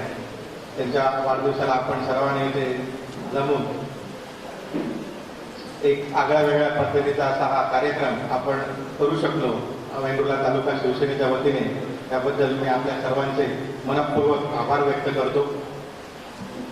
सन्माननीय शिक्षणाधिकारी सन्माननीय शेख सर, तसेच ज्यांचं अमूल्य असं मार्गदर्शन लाभले असे आपले धोत्रे सर, त्याचप्रमाणे आपल्या वेंगुर्ला तालुक्यात अविरतपणे सेवा सदैव आरोग्याच्या बाबतीत कधी म्हणजे आम्ही पक्षाचं काम करत असतो. बरेच वेळा कोण मनुष्य मयत झाला किंवा इतर काय झालं तर त्यावेळी ऑन साईड घेऊन पोस्टमॉर्टम करणं किंवा काय करणं तर आम्ही काय मॅडमना हाक मारतो. ते आपल्या भयंकर मॅडम, सन्माननीय पुनाळेकर सर, या सिंधुदुर्ग जिल्हा शिवसेना पक्षाचे जिल्हा प्रमुख सन्माननीय अशोकजी दळवी, त्याचप्रमाणे श्री बाळा दळवी, उमेशजी येरम, सुनीलजी डुबळे, सचिन देसाई आणि मला एका विशेष अतिथीचं विशेष आभार व्यक्त करायचे आहे वेंगुर्ला तालुका शिवसेनेच्या वतीने. ते म्हणजे माझे मित्र सन्माननीय सचिनजी वालावकर. कार्य दीपकभाईंच्या वाढदिवसाच्या ह्या कार्यक्रमाचं औचित्य साधून या कार्यक्रमाची खरी संकल्पना त्यांनी मांडली आणि सदैव आम्हाला वेंगुर्ला तालुक्याच्या शिवसेनेला एक वेगळ्या प्रकारची चेतना देण्याचं काम माझे मोठे बंधू आणि मार्गदर्शक सचिनजी वालावकर करत असतात. त्यांचे मी विशेष आभार व्यक्त करतो. त्याचप्रमाणे सर्व प्रशालेंचे न्यू इंग्लिश स्कूल उपाझंडा, श्री देवी सातेरी हायस्कूल वेतोरे, त्याचप्रमाणे गुरु अ.वी. Baldev Bawdekar Vidyalaya Shiroda, Shri Kakasaheb Chamankar high school Adeli, Matoshri Parvati Raut Vidyalaya school Redi, Shri Saraswati Vidyalaya Aravali Tak, Sindhudurg Vidyaniketan English medium school Vengurle, Ansur Pal high school Ansur, Asoli high school Asoli, Rake Patkar high school Vengurle, Daboli high school Daboli, Vengurle high school Vengurle, mother Teresa इंग्रजी माध्यमिक school Vengurle, Annasaheb Desai Vidyamandir Parole, Shri Mauli Vidyamandir Redi, Shri new English school Matond, Sakha Patil Vidyalaya Kelus, Kanolkar high school मठ, शिवाजी हायस्कूल तुळस, तसेच गुलाबताई दिनानाथताई कनिष्ठ महाविद्यालय वेतोरे, गोपटे कनिष्ठ महाविद्यालय शिरोडा, बाळासाहेब कर्डेकर विद्यालय वेंगुर्ले, रा.कृ. पाटकर हायस्कूल वेंगुर्ले, ह्या प्रशालेच्या सर्व मुख्याध्यापकांचे खरं तर प्रत्येक मुख्याध्यापकांना आम्ही मनापासून नमस्कार करतो आणि आपले सगळ्यांचे आभार व्यक्त करतो. आपण सर्व येथे उपस्थित राहिलात आणि हा वाढदिवसाचा आमचा दीपकबाईंचा कार्यक्रम खूप अतिशय सुंदर असा आपण केला. सर्व शिक्षक वृंद, सर्व विद्यार्थी आणि माता पालक यांचे मी मनपूर्वक आभार व्यक्त करतो. केसरकर साहेबांना या वाढदिवसाच्या वेंगुर्ला तालुक्याच्या वतीने, सर्व शिवसैनिकांच्या वतीने मी मनपूर्वक खूप खूप शुभेच्छा देतो. कार्यक्रम सुरू असताना किंवा आधी काय चुकलं तर आम्ही आपली सगळ्यांचे माफी मागतो आणि हा कार्यक्रम संपला असे जाहीर करतो. आपण सगळ्यांनी जेवण करूनच जावं अशी मी आपल्याला विनंती करतो आणि एकदा जोरदार टाळ्या सगळ्यांनी सर्वांसाठी माराव्या अशी विनंती करतो. आणि हा काल्याचा कीर्तन जसा असतो तसा हा कार्यक्रम संपला असं मी पुन्हा एकदा आपल्याला आभार आपले सगळ्यांचे व्यक्त करून संपवतो. जय हिंद, जय महाराष्ट्र.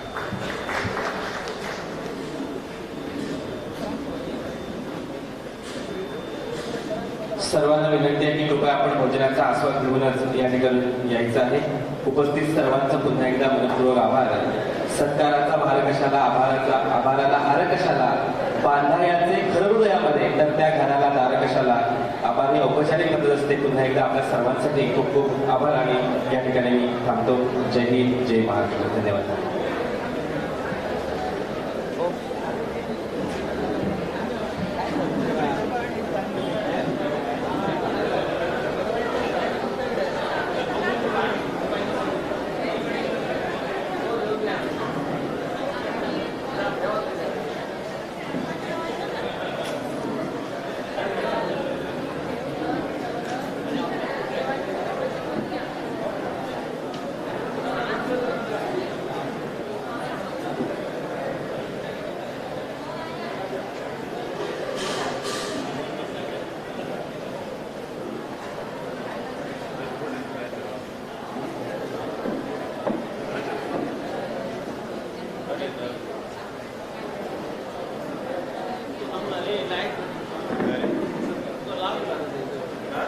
आम्ही मेरे देवळात नाही वाजत शिकवण.